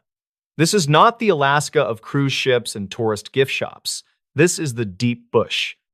It is a place of jagged, snow-capped peaks, endless valleys of tundra, and rivers that freeze so solid you can drive a truck over them. It is a place where the sun refuses to set in the summer and refuses to rise in the winter. It is a landscape that is indifferent to human life. It does not care if you are hungry, it does not care if you are cold, and it certainly does not care if you made a clerical error. In 1981, a man named Carl McCunn decided he was going to conquer this landscape not with a gun, but with a camera. Carl McCunn was 35 years old. He was a wildlife photographer, but he was also a bit of a drifter, a rock and roll fan, and a guy who everyone seemed to like. He had long, shaggy hair, a thick beard, and an easygoing smile. He was originally from West Germany, but had grown up in San Antonio, Texas, before finding his way to the Pacific Northwest and eventually Alaska. He worked odd jobs on the Trans-Alaska Pipeline, making good money, but his real passion was photography. Carl had a dream. He wanted to do what the great nature photographers did. He wanted to immerse himself in the wild, alone, for months on end, to capture the raw beauty of the Alaskan wilderness without the interference of civilization. He wanted to photograph the caribou migrations, the wolves, the bears, and the changing of the seasons. So, in late 1980, he began planning his magnum opus. He would spend 5 months from March to August camped alone at a remote, unnamed lake in the Brooks Range, about 75 miles northeast of a tiny settlement called Fort Yukon. Carl was not a total novice. He had spent time in the woods before. He knew how to handle a rifle. He knew how to set up a camp. But Carl had a fatal flaw. He was a dreamer. And sometimes dreamers overlook the boring, gritty details of reality. In March of 1981, Carl hired a bush pilot to fly him out to this remote lake. The plane was a small, single-engine aircraft on skis, capable of landing on the frozen surface of the lake. They loaded up the plane. Carl brought an immense amount of gear. He had 500 rolls of film, he had 2 rifles and a shotgun for protection and hunting. He had hundreds of pounds of beans, rice, and dried meat. He had photography equipment worth thousands of dollars. As the plane hummed over the white, frozen expanse of the Brooks Range, Carl must have felt the thrill of adventure. He was leaving the noise of the world behind. The pilot landed the plane on the ice. The engine idled, the propeller spinning against the cold air. They unloaded the boxes. Carl McCunn stood there in his parka, breathing in the frigid air, looking at the spot that would be his home for the next 5 months. And this is where the mystery begins. This is where the first domino fell. The pilot, a man who had flown many people into the bush, asked Carl a standard question. When do you want me to come back and pick you up? Now, in the world of bush flying, this is the most important conversation you will ever have. You set a date. You set a time. You set a backup date in case of bad weather. You write it down. You pay a deposit. But Carl was casual. He told the pilot, I am not sure yet. I might stay a bit longer. I might leave early. I will figure it out. The conversation was loose, vague. Carl McCunn was under the impression that he could just signal a plane when he was ready, or that this pilot would check on him at the end of the season. The pilot, on the other hand, left with the understanding that Carl McCunn had not yet hired him for a return trip, and that Carl would likely find another way back, perhaps with friends who were coming to visit, or another charter service. The pilot got back in his plane, taxied across the ice, and took off. Carl watched the plane disappear into the white sky. The sound of the engine faded away, leaving behind a silence so deep and heavy it felt like a physical weight. Carl was now completely alone. For the first few months, everything went according to plan. It was a photographer's paradise. As spring melted into summer, the ice on the lake broke up. The tundra exploded with wildflowers. The days grew longer until the sun was circling the sky 24 hours a day. Carl spent his days hiking and taking incredible photos. He chronicled his life in a diary. His entries from this time are filled with wonder. He wrote about tracking a pack of wolves. He wrote about the majesty of the grizzly bears that roamed the valley. He cooked his beans, he read his books, and he felt like he was living the dream. He was the king of his own private kingdom. But as July turned into August, the reality of the Alaskan calendar began to set in. In the Brooks Range, summer is a fleeting, beautiful lie. By mid-August, the air starts to get crisp. The leaves on the dwarf willows turn gold and then blood red. The sun starts to dip below the horizon again. The birds begin to fly south. Carl McCunn realized it was time to go home. His provisions were starting to run low. He had eaten most of his good food. He was down to the basics. And, more importantly, he was ready to develop those 500 rolls of film and show the world what he had seen. He began to wait for a plane. Every time he heard a distant hum, he would scramble out of his tent, scanning the sky. But the hum would usually fade away, just a high-altitude commercial jet flying 30,000 feet above, completely unaware of the man standing down there. August passed. The nights started getting cold. Frost began to cover his tent in the mornings. The lake water grew dark and slushy, preparing to freeze again. Carl began to worry. He realized, with a sinking feeling in his gut, that he had never actually confirmed a pickup date. He had assumed the pilot would remember him. He had assumed that someone would come looking. He wrote in his diary, "I think I should have used more foresight about arranging my departure. I will soon find out." And then it happened. The moment that defines this entire story. It was late August or early September. The exact date is a bit fuzzy, but the event is crystal clear. Carl was at his campsite when he heard it. The distinct, low roar of a single-engine aircraft.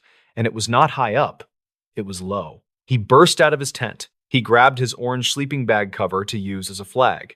He ran to the edge of the lake. There, in the sky, was a plane.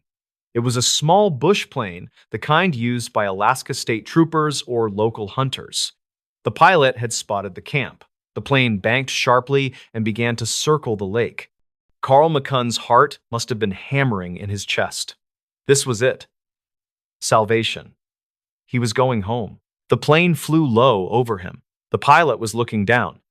Carl was overcome with relief and excitement. He stood there in the middle of the vast wilderness, and he raised his right arm. He waved his hand high in the air, pumping his fist, waving the orange cloth, shouting for joy. The plane circled once. Then it circled twice. Carl watched, a huge grin on his face, waiting for the plane to lower its flaps and descend for a landing on the water or the rough shoreline. But the plane did not land. Instead, the pilot leveled the wings. The engine roared as the pilot added power. And then the plane turned away. Carl stood there, his arms still raised, frozen in confusion. He watched as the plane got smaller and smaller. He watched until it was just a speck. He listened until the silence returned. Why did they leave? Why did they not land? It was not until later, when Carl went back to his tent and rummaged through his supplies, that he found a small hunting regulation booklet he had brought with him. On the back of one of the pages, there was a diagram. It was a chart of emergency hand signals used by air rescue teams. He looked at the chart, and his blood ran cold. The chart showed two different signals. One signal meant, "I need help. I am in distress. Pick me up." To make this signal, you were supposed to raise both arms above your head, forming the shape of the letter Y for, "Yes, I need help." The other signal meant, "I am okay. All is well. Do not wait." To make this signal, you raise one arm in the air. Carl McCunn, in his excitement to greet the pilot, had raised one arm. To the pilot looking down from above, he saw a man standing by a well-organized camp, looking healthy, waving one arm casually. The pilot interpreted this as a friendly traveler, saying, "Hello, I am fine. Great day for a flight." The pilot had actually dipped his wings a signal meaning message received and flown away, thinking he had just checked on a happy camper who wanted to be left alone. Carl McCunn had waved goodbye to his only chance of survival. The psychological blow of this realization was devastating. But Carl was a tough guy. He tried to stay positive. He wrote in his diary about his stupidity, but he also wrote that surely someone else would come. But no one else came. September hit like a hammer. The snow started to fall. The lake froze over completely. Now, Carl was in a fight for his life, but he was fighting a losing battle. He was out of food. He had spent months hiking and burning calories, and now he had no fuel to put back in his body.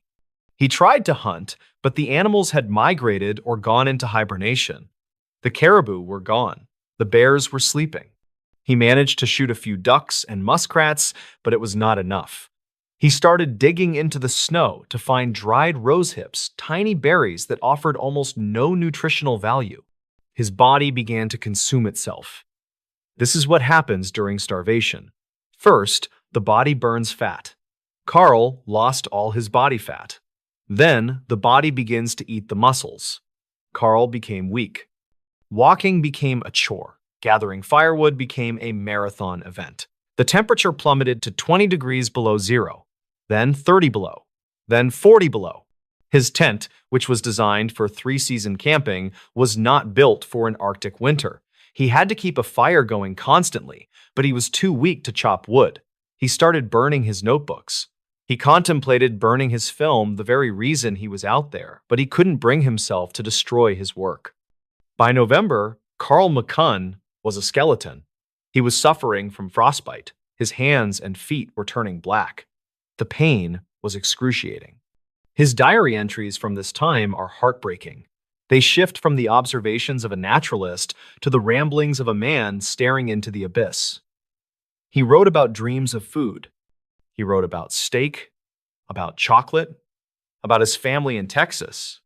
He hallucinated that he heard planes, but the sky was empty. He knew he was not going to make it. He calculated the calories he needed versus what he had, and the math simply did not work. In late November, the darkness was almost total. The sun barely crested the horizon. Carl made a decision. He was not going to let the cold take him slowly. He was not going to lie there and freeze to death in agony while his mind unraveled. He sat down and wrote his final entry. It was a letter to his father and his friends. He asked them to forgive him for his carelessness. He gave instructions on how to develop his film. He wanted his photos to be seen. He wanted his life to have meant something. He wrote, "I have used my last bullet." This was not entirely true, as investigators would later find out, but it was a poetic way to say he had made his choice. Sometime in late November or early December of 1981, Carl McCunn lay down in his sleeping bag. He was wrapped in every piece of clothing he owned. He was emaciated, weighing perhaps half of what he weighed when he arrived. He took his rifle, he positioned it, and he pulled the trigger. The silence returned to the valley. The snow continued to fall, burying the tent, burying the man, and burying the camera gear that held the images of a beautiful, deadly summer. Months passed. The winter raged on. It was not until February 2nd, 1982, that an Alaska state trooper piloted a plane over the area. He noticed a tent half buried in the snow. It looked abandoned, but something felt wrong. Usually, trappers or hunters would have packed up by now. The trooper landed the plane on the frozen lake. He strapped on his snowshoes and hiked up to the campsite. The scene was eerie. It was perfectly silent. The wind whistled through the bare trees. The trooper approached the tent. He called out, "Hello? Anyone home?" There was no answer. The trooper unzipped the frozen door of the tent.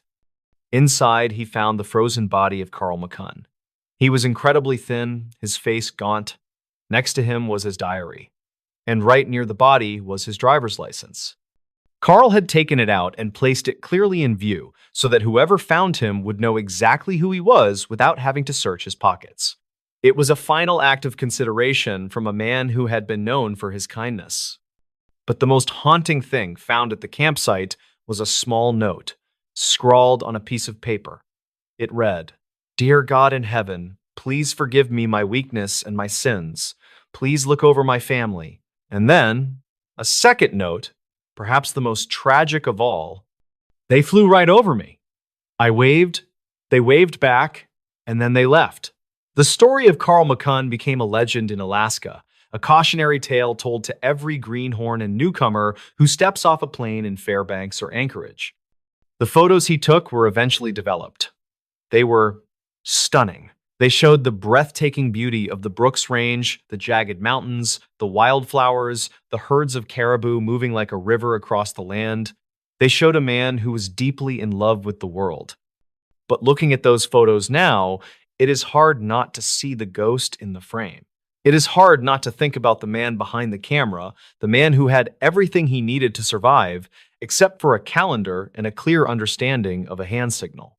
It is a reminder that in the wild, the line between life and death is razor thin. It is not always a bear attack or a fall from a cliff that kills you. Sometimes it is just a misunderstanding.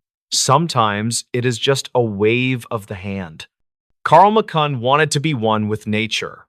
In the end, nature claimed him completely. He became part of the frozen landscape he loved so much, leaving behind only a tent, 500 rolls of film, and a story that makes you wonder. If you were standing there, alone in the silence, watching that plane fly away, what would you have done? So, the next time you are out in the woods, or even just hiking a local trail, remember Carl. Make a plan. Tell someone where you are going. And if you ever see a plane and you need help, remember to use two hands, because one hand might just be a wave goodbye. How is everyone doing today? I hope you are all well, and if you are not, I hope things get better for you soon. Welcome back to the channel. I've got a true story for you today. It is strange, it is dark, and it is mysterious. And it details the terrifying events that occurred in one of the most remote, utterly isolated ghost towns in North America, Kennecott, Alaska, a town frozen in time, haunted not just by history, but by the powerful, vengeful curse of the copper mine itself. Before we get into the story, I want to ask you a quick question. Where in the world are you watching this video from right now? Go down into the comment section and let me know. I always enjoy seeing how far the strange, dark, and mysterious family extends. Now, let's get into the story. Our narrative takes us back to the far northern frontier of Alaska, high up in the Wrangell Street Elias National Park, to a ghost town named Kennecott. Kennecott was once a booming, thriving mining camp built almost entirely around a massive copper deposit discovered in the early 1900s. It was an industrial marvel, accessible only by a single winding railroad track deep in a wilderness defined by immense glaciers and towering, impossibly cold mountains. The town was abandoned abruptly in 1938 when the copper ran out. The company packed up its operations, but rather than removing the buildings, they simply locked the doors and walked away. The result is a perfectly preserved, silent industrial town of colossal wooden structures, mill buildings, and processing facilities, all left at the mercy of the brutal Alaskan winters. The entire place is a frozen monument to greed and haste. Our story focuses on a team of 3 civilian engineers and 1 historian hired by the National Park Service in the early 1990s. Their mission was straightforward: assess the structural integrity of the massive mill building, the largest wooden structure in Alaska, before the Park Service could begin preservation efforts. They were essentially historians of decay. The team consisted of Dr. Aaron Wells, the lead engineer, and an expert in cold weather physics, Ben and Lisa, 2 structural technicians, and Dr. Ellen Gray, the historian, who was obsessed with the strange, short, and wildly profitable history of the Kennecott mine. The team arrived in late October. The last bush plane dropped them off, promising to return in exactly 2 weeks. They were equipped with satellite phones, generators, and enough high-tech monitoring gear to stabilize a small skyscraper. The atmosphere in Kennecott was immediately unsettling. The town felt utterly, profoundly silent. The immense wooden mill building, 12 stories high, built into the side of the glacier, loomed over them like a massive sleeping beast. Everything was covered in a deep layer of dust and ice. Dr. Gray, the historian, quickly uncovered the source of the town's strange, dark, and mysterious energy. She found old local rumors that suggested the Kennecott copper deposit was not a natural occurrence. The local Athabascan tribes had long warned against mining that specific mountain, claiming it was the heart of the sleeping stone, and that the rich copper veins were the frozen metal blood of a powerful, ancient mountain spirit. Taking the copper, they warned, would result in a terrible, slow, and specific curse upon the thieves. Dr. Wells, the engineer, dismissed this as folklore. He was focused on the mill building. As they began their structural analysis, they discovered something physically impossible. The massive wooden beams and supporting trusses that made up the enormous structure were not simply cold. They registered an internal temperature several degrees lower than the external air temperature. The wood was actively, aggressively cold, acting as a massive heat sink, drawing energy out of the air. "It's thermodynamic nonsense," Wells muttered, checking his sensors. "The wood is radiating cold. It's colder than the ice it's built into." Over the next few days, the team began to feel the effects of this impossible cold. Their high-tech generators constantly stalled. Their batteries drained at an unnatural rate. The temperature inside their own heated cabin remained stubbornly frigid.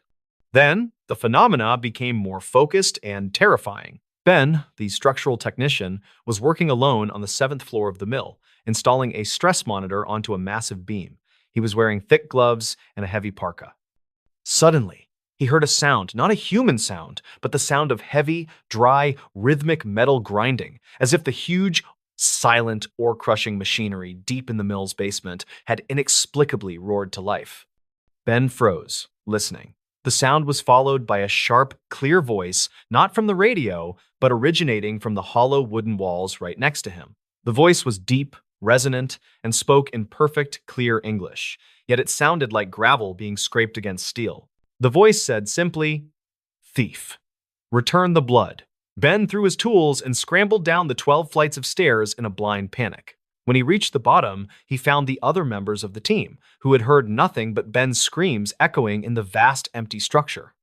Wells, the lead engineer, still insisted on a logical explanation: resonant frequencies, structural settling, wind noise, but he couldn't explain the voice. Dr. Gray, however, knew. She had found a specific reference in the old mine logs. The local Athabascan legend warned that the curse of the heart of the sleeping stone was not aimed at their lives, but at their warmth and their tools. The spirit would not kill them directly, but would slowly, methodically, freeze their very purpose, their machines, their power, and their will until they succumbed to the mountain's cold. The most bizarre, dark, and mysterious event occurred the next night. The team was huddled in their cabin, afraid to leave. They heard the sound of footsteps outside. Not human footsteps, but a slow, heavy, rhythmic, dragging sound moving across the hard-packed ice right outside their windows. It sounded like something with immense, massive feet was slowly circling their cabin. Mike, the engineer, grabbed the high-powered thermal camera and looked out the window, pointing the lens into the darkness. What the camera showed defied everything Dr. Wells believed about physics. There was a figure outside the cabin, a colossal silhouette about 10 feet tall. But the creature was not hot or cold. It was perfectly, absolutely null. It registered 0 Kelvin, a terrifying, impossible temperature that showed up on the thermal camera as a blank, perfectly black void against the warm purple background of the snow. It was a zone of pure, absolute cold moving in the physical world. The creature was dragging something.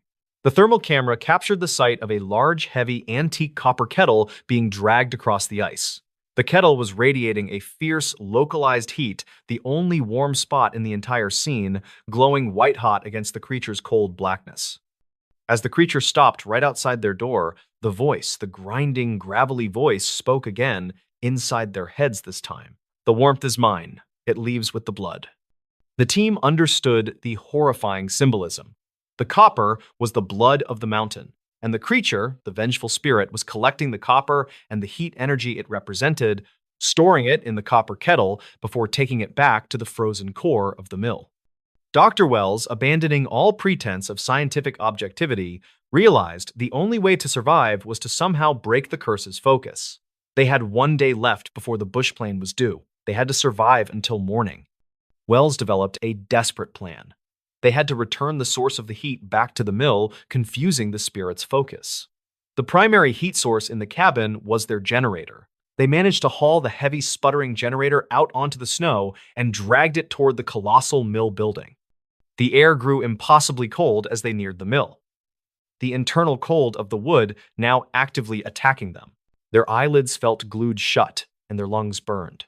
As they approached the massive mill entrance, the sound of the metallic grinding began again, growing deafening.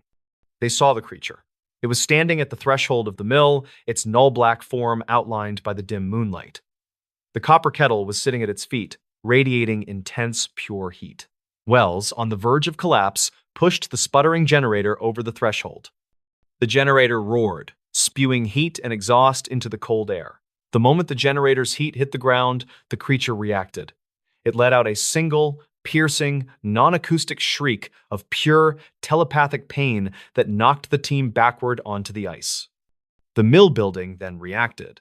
The massive wooden structure, 12 stories of silent, dead timber, began to groan not from settling, but from immense internal effort. The internal temperature sensors, which they were still carrying, spiked violently, showing a sudden, catastrophic internal heat surge that should have instantly incinerated the building. The colossal structure was fighting itself, the generator's heat against the mountain's cold. The creature's null-black form dissolved instantly into a cloud of swirling, white, supercooled vapor. The copper kettle, now empty, rolled across the ice and shattered into 1,000 shards of brittle, frozen metal. When the snow settled, the mill was silent again. The internal heat surge vanished, returning the mill to its impossible cold. The generator was now silent, completely seized and frozen solid. The team staggered back to the cabin, barely alive. The next morning, the bush plane arrived. The pilots found the team severely frostbitten, nearly incoherent, but alive. The pilots reported an anomaly. The massive wooden mill building, which had stood perfectly preserved for decades, was now covered in thousands of tiny, microscopic fractures that were all concentrated around the massive support beams. The wood had been violently stressed, as if the mill had been momentarily twisted from the inside out. The team was evacuated. They all suffered permanent nerve damage from the cold exposure, and they all carried one permanent auditory injury. A continuous, faint internal tinnitus that sounded exactly like the low, rhythmic grinding of the silent copper mill. The official report blamed hypothermia and a localized mechanical failure for the team's distress. Dr. Wells, however, never practiced engineering again. He dedicated his life to researching the strange, dark, and mysterious relationship between geometry and heat. His final unpublished theory stated that the curse of Kennecott was the mountain's method of reversing entropy, actively cooling and freezing the remnants of the human endeavor, ensuring the mountain's time would never pass. The final dark postscript to the story. Dr. Ellen Gray, the historian, years later, was monitoring the National Park Service's live stream from a camera placed high on the mountain overlooking the abandoned mill. The camera was running silently. One night, the camera captured something impossible. The enormous copper mill building, 12 stories of decaying wood, did not move. But the massive shadow it cast onto the glacier below suddenly and violently stretched and retracted, as if the mill were breathing a massive, silent, living heart, still sucking the heat from the world around it, waiting for the next brave souls to challenge the curse of the frozen copper mine. And that is where our story ends, with the terrifying knowledge that sometimes the true curse is not death, but the eternal, impossible, profound cold. If you enjoyed this strange, dark, and mysterious story, please consider hitting that like button, and if you are new here, hit that subscribe button to join our community. Thank you for listening, and I hope to see you all on the next one. Today's story is about one of the most baffling maritime mysteries in modern history. Usually, when we talk about ghost ships, we are talking about folklore or legends from the 1800s, like the Flying Dutchman stories, that are half myth and half rumor. But today's story is about a real 1,300-ton steel cargo steamer, a ship that was abandoned by its crew, declared lost, and then proceeded to sail the Arctic Ocean alone, without a captain, without a crew, and without fuel, for nearly 4 decades. Before we begin, tell me where you are watching from in the comments. Now, let's get into the story. To understand how a massive steel ship can become a ghost, we first have to go to the frozen edge of the world. We are going to the Canadian Arctic and the coast of Alaska. The year is 1931. The ship in question was called the SS Bechimo. She was a tough, sturdy vessel. Originally built in Sweden, she was purchased by the Hudson's Bay Company. If you know anything about the history of the North, you know the Hudson's Bay Company was the titan of the fur trade. They needed ships that could take a beating. The Bechimo was exactly that. She was built to smash through ice. Her hull was reinforced with thick steel. For 9 years, she was the workhorse of the Arctic, sailing from Vancouver up to the northern coast of Canada, delivering supplies to remote outposts and picking up valuable furs. The crew of the Bechimo was led by Captain John Cornwell. Cornwell was not a man who scared easily. He was a veteran of the ice. He knew the waters, he knew the weather, and he respected the dangers of the North. In the summer of 1931, the Bechimo set off on what was supposed to be a routine run.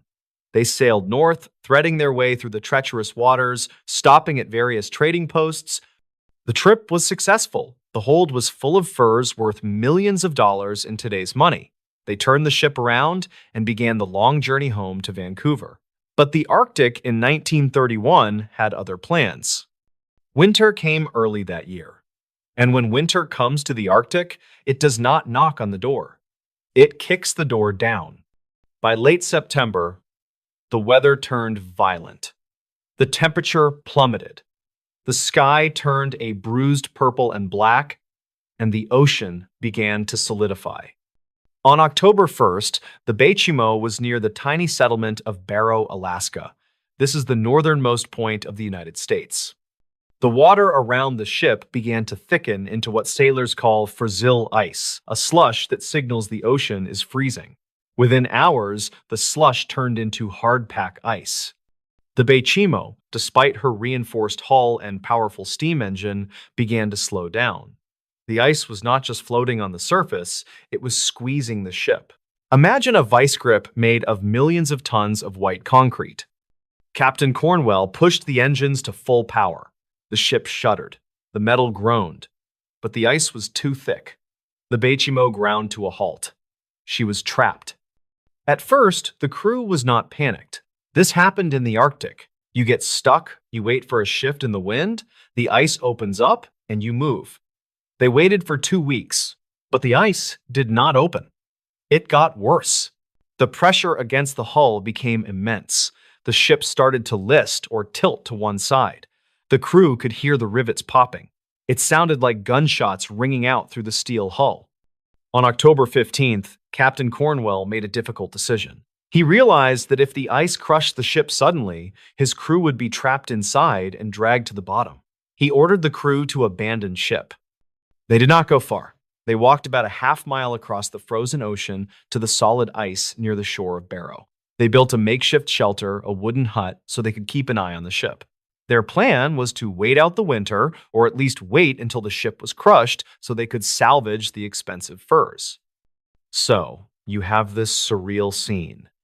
30-plus sailors, shivering in a wooden shack on the ice, watching their massive ship sitting helpless in the distance, stuck in the white grip of the frozen ocean.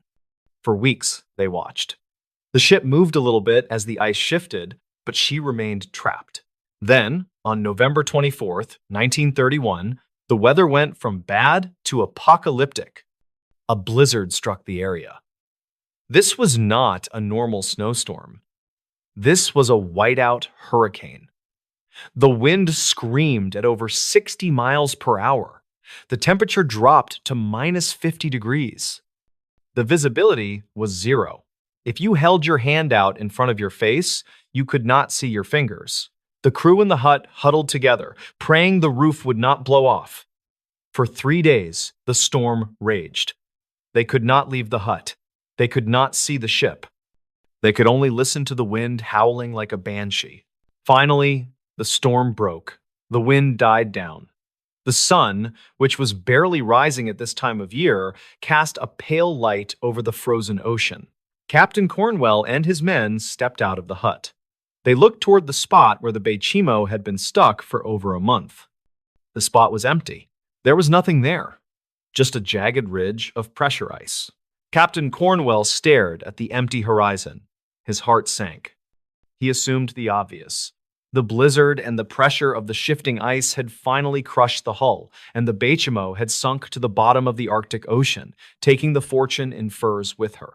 The crew was devastated, but they were also resigned. The sea takes what it wants. They packed up their meager belongings and prepared to be rescued by planes that were scheduled to fly them out now that the cargo was lost. But just a few days later, a local Inuit hunter arrived at their camp. He looked confused. He asked Captain Cornwell, "Why are you still here? Why aren't you on your ship?" Cornwell looked at him and said, "My ship sank. It's gone." The hunter shook his head. "No," he said. "It didn't sink. I just saw it. It is floating about 45 miles away to the south." Cornwell was stunned. 45 miles? How could a ship move 45 miles through solid ice in the middle of a blizzard without a crew? Cornwell gathered a few of his men, and they took dog sleds to the location the hunter had described. Sure enough, there she was, the SS Bechimo. She was sitting crookedly in the ice, looking like a ghost.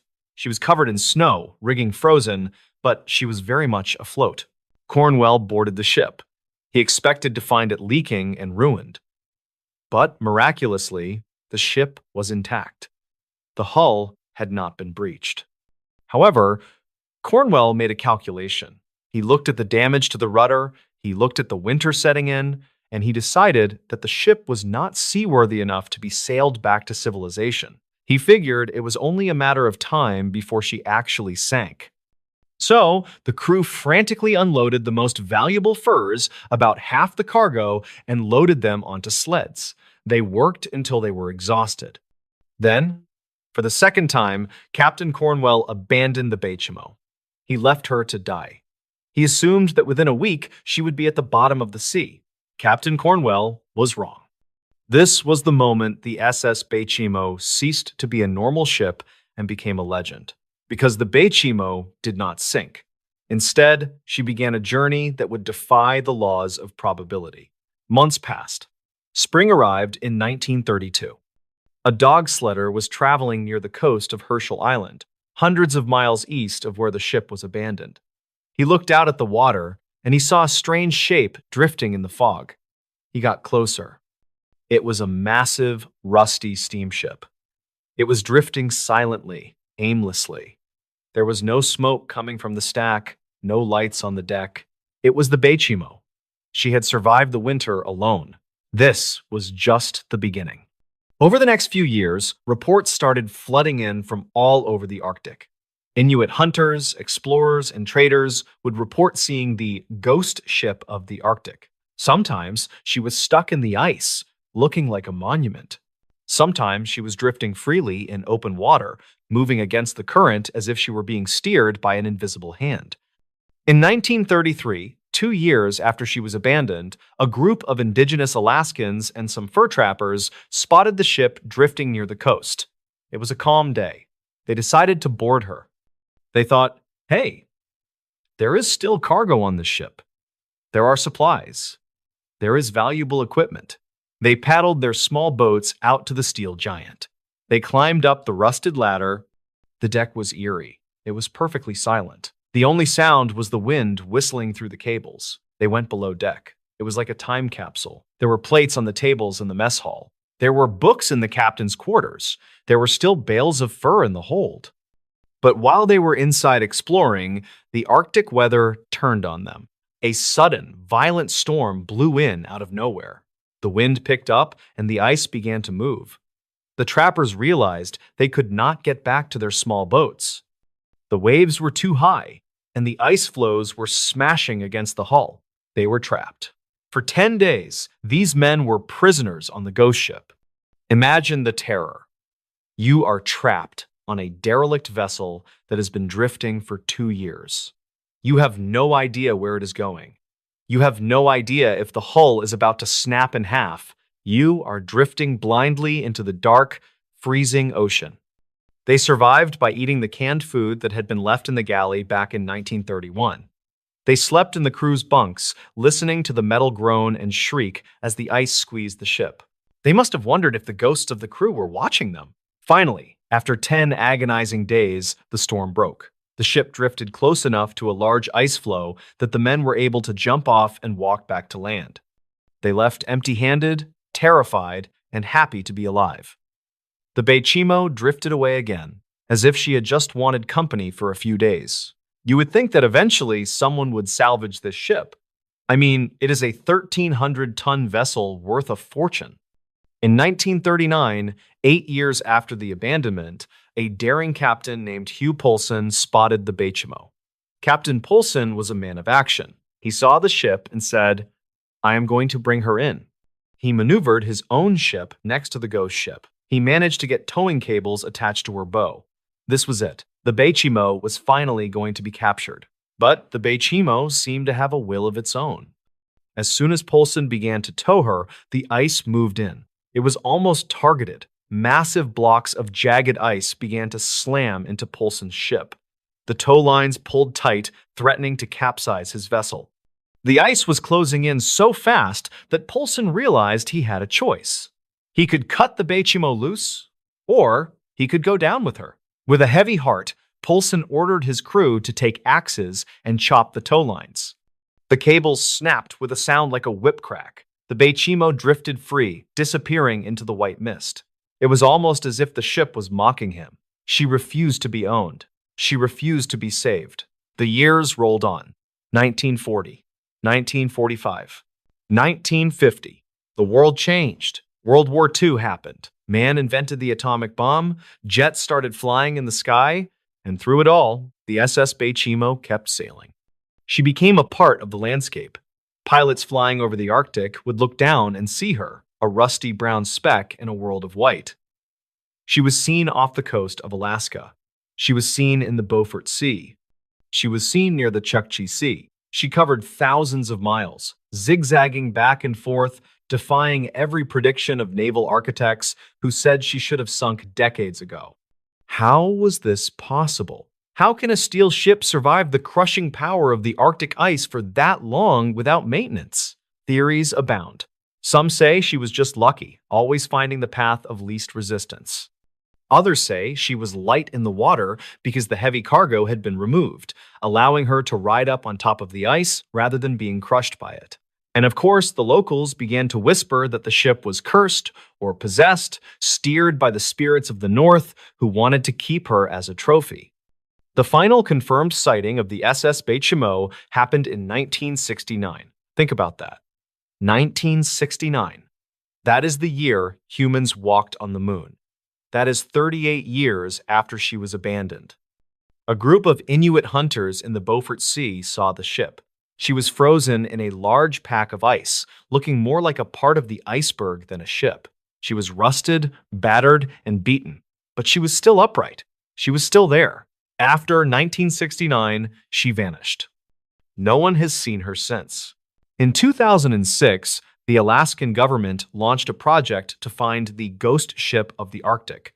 They used sonar, they checked satellite imagery, and they scoured the ocean floor in the areas where she was last seen. They wanted to solve the mystery once and for all. They found nothing. No wreckage. No hull. No debris field. So, where is the Bechimo? Logic dictates that she finally succumbed to the sea. Maybe in a massive storm in the early 1970s, she finally took on too much water and slipped beneath the waves. She is likely resting on the muddy bottom of the Arctic Ocean, a rusted skeleton in the dark. But there are those who believe she is still out there. The Arctic is a vast, vast place. There are thousands of miles of uninhabited coastline. There are fjords and bays that no human eyes see for years at a time. It is technically possible, however unlikely, that the Bechimo is still floating, or perhaps grounded on some lonely, frozen beach that isn't on any map, waiting for the ice to melt so she can sail again. The story of the Bechimo is a reminder that we do not conquer nature, we just borrow space from it. Captain Cornwell thought he could sail the Arctic, and the Arctic took his ship and turned it into a ghost. For 38 years, that ship sailed alone. She weathered storms that would sink modern vessels. She navigated ice fields that would crush submarines. She did it without a human hand on the wheel.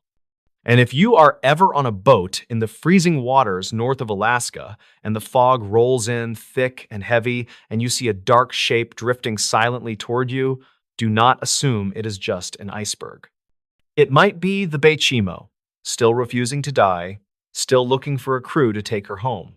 Hello everybody, and welcome back to the channel. I hope you're having a strange, dark, and mysterious day, because today we are venturing into the wild, untamed vertical landscape of the Pacific Northwest.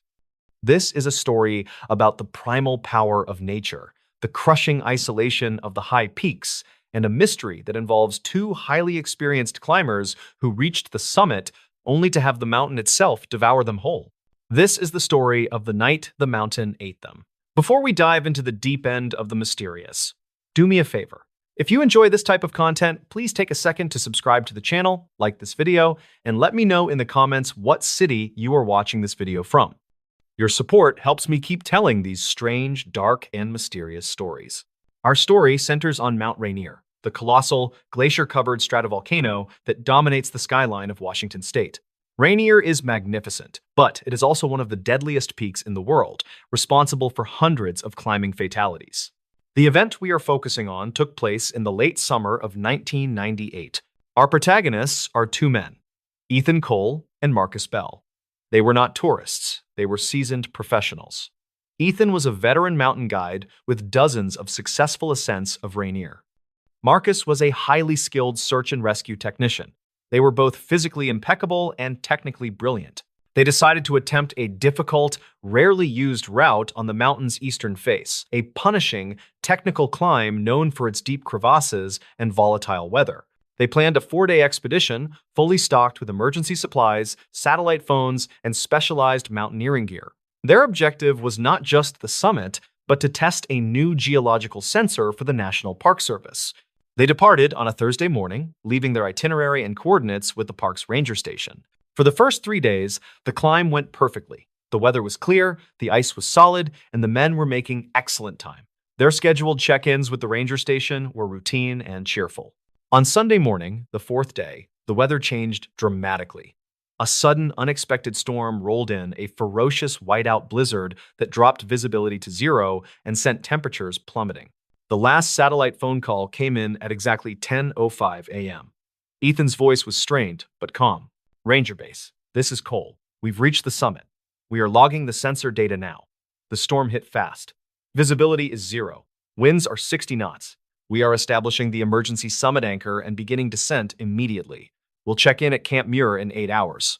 Copy that, Cole, the ranger responded. Be safe. Get off that mountain. That was the last time anyone spoke to Ethan Cole or Marcus Bell.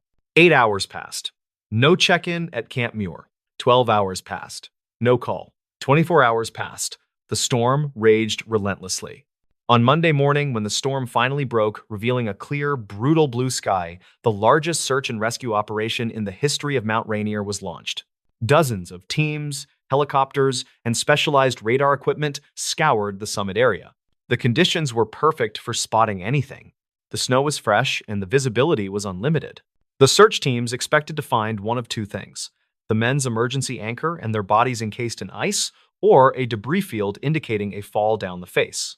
They found neither. After 3 agonizing days of searching, the team found the evidence, and it was the most baffling result imaginable. They located the summit anchor, a heavy, steel climbing stake planted exactly where Ethan had reported, just 50 feet below the true summit cornice.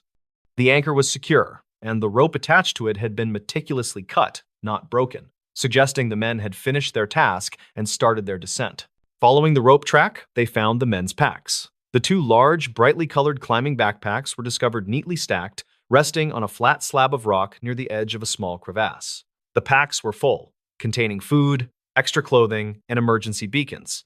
Everything was there. But the men were gone. The most chilling discovery was made inside the packs. Attached to the harness of Ethan's pack was a waterproof nylon pouch. Inside, they found the last remaining piece of evidence, the digital camera used to record their climb, along with the prototype geological sensor. The sensor data was logged perfectly, recording the precise moment they reached the summit. The digital camera contained only 7 photographs. The first 6 were perfectly normal shots of the ascent, showing happy, confident men against stunning vistas. The final photograph was taken from the summit, 10 minutes after the final call to the base. It was a picture of the storm. The image was a swirling, opaque wall of white snow and wind, illuminated only by the camera flash. It captured the terrifying ferocity of the whiteout. But in the bottom left corner of the frame, there was a faint, blurry shape, a dark, irregular outline against the white snow. It was too indistinct to identify, but it looked unnaturally sharp, almost geometric. The men had been standing right there, packs stacked, rope anchored, camera in hand, and they had simply vanished. The subsequent investigation ruled out every rational explanation. Avalanche. There was no sign of an avalanche chute or debris nearby. Crevasse fall. The closest crevasse was shallow, and there was no damage to the lip of the crevasse or the snow surrounding it. Hypothermia. Exposure. The men had abandoned their full packs, which contained the gear that would have saved their lives. They would never willingly discard their emergency insulation and food in a whiteout. Foul play. Impossible. They were alone on the summit. The only physical evidence remaining was the faint, dark shape in the final photo, and a single, unexplainable finding from the geological sensor. The data from the prototype sensor showed that at the exact moment the final photograph was taken, the ground beneath their feet registered an impossible reading. A sudden, massive spike in low-frequency seismic activity, not caused by an earthquake, but by something vibrating with immense power, a deep, resonant thrum that lasted only 3 seconds. The initial theory was that the men had encountered some kind of deep, hidden vent or gas pocket, and the sudden release of volatile gases caused them to lose consciousness and wander away. But this was quickly dismissed as scientifically unsound. The mountain ranger who had taken the final call, a man named Deputy Miller, was particularly haunted by the disappearance. He couldn't shake the feeling that the mountain hadn't merely killed them, it had consumed them. Years later, Deputy Miller was on patrol in the same region, dealing with an unrelated hiker accident when he was forced to spend the night in a rudimentary emergency shelter located a few thousand feet below the summit. It was a cold, clear night, and the mountain was utterly silent. Miller was drifting off to sleep when he heard a sound, a soft, metallic clink coming from directly outside the shelter. It sounded exactly like the small carabiner of a climbing rope hitting a rock. Miller immediately went outside, his flashlight raised. The snow was undisturbed. But as he scanned the steep rock face, the beam of his flashlight caught something clinging to the ice, about 50 feet up. It was a small object, frozen into the ice of the mountain. Miller spent an hour carefully climbing up to the spot. He chipped the object free and brought it down to the shelter. It was an old, tarnished silver locket. It didn't belong to either of the missing climbers, but it was undoubtedly a personal, sentimental item. As Miller held the locket, he saw that it was scratched and warped, as if it had been subjected to immense pressure. He managed to pry it open. Inside were 2 tiny, faded photographs, one of a young woman and one of a small child. And etched into the silver of the locket's interior, barely visible, was a series of tiny, repeating symbols, the complex fractal pattern that had also been seen on the object dug up in Siberia, and the one engraved on the monolith in the Challenger Deep. As soon as Miller touched the symbols, he heard the sound again, not the clink of the carabiner, but the deep, low, tectonic thrum that the men's sensor had recorded on the summit. The sound was not external, it was vibrating in the core of the locket. Deputy Miller immediately realized the chilling implication. The mountain itself was not just rock and ice, it was a shell, and the tremor was the sound of something immense and ancient shifting beneath the surface. The men, at the moment of their success, had stood on a temporary gateway, and the mountain had simply pulled them inside, taking their locket as a payment or a token. Miller returned the next day with a team, but the patch of ice where he had found the locket was gone, replaced by fresh snow. He never revealed the existence of the locket or the terrifying vibration. He knew the mountain had simply given him a warning, and he was wise enough to heed it. To this day, the case of Ethan Cole and Marcus Bell remains officially classified as disappearance in extreme conditions. But the climbers who frequent the eastern face of Mount Rainier know the truth. They speak of certain nights on the summit when the stars are too bright and the ground feels strangely hollow. And sometimes, when they anchor their ropes into the ice, they can hear a faint metallic clink far beneath them, a sound that suggests the mountain is not empty inside, but is waiting, holding something or someone for all of time. And that, ladies and gentlemen, is the strange, dark, and mysterious story of the night the mountain ate them. Until next time, take care of yourselves. Hello, everybody, and welcome back to the channel. I hope you're having a strange, dark, and mysterious day, because today we are venturing into the primal fear of the forest, the vast, ancient woods where the laws of man yield to something far older and less forgiving. This is the story of a woman who didn't just live near the forest, but who knew its secrets too well and paid an ultimate, chilling price for her knowledge. This is the story of She Knew Too Much About the Woods. Before we dive into the deep end of the mysterious, do me a favor. If you enjoy this type of content, please take a second to subscribe to the channel, like this video, and let me know in the comments what city you are watching this video from. Your support helps me keep telling these strange, dark, and mysterious stories. Our story takes us to the dense, sprawling forests of the Appalachian Mountains in West Virginia, around the year 1967. The specific area is known locally as the Whippoorwind Ridge, a region famous for its impenetrable thickets, sudden, disorienting fogs, and a disproportionately high number of unexplained disappearances. Our protagonist is an elderly woman named Agnes Morrow. Agnes was in her late 70s, a fiercely independent recluse who lived in a small, weathered cabin deep in the woods, far from the nearest paved road. The locals regarded Agnes with a mixture of fear and reverence. She was an herbalist, a midwife, and a keeper of old, strange knowledge. Agnes didn't just live near the woods, she was an integral part of them. She knew every trail, every spring, and every rock face. More importantly, she knew the rules of the woods, rules that had nothing to do with hiking etiquette or foraging seasons. The local sheriff's department often relied on Agnes for search and rescue operations, as she was the only person who could consistently track lost hikers and return them safely. But Agnes was very selective. She would only go into the woods for a lost person under specific conditions, and only if she felt the forest would allow her to return them. On one famous occasion, she refused to look for a missing hunter, stating simply, "He broke the old rule. The woods took their payment. I won't cross the line for him." The hunter's remains were never found.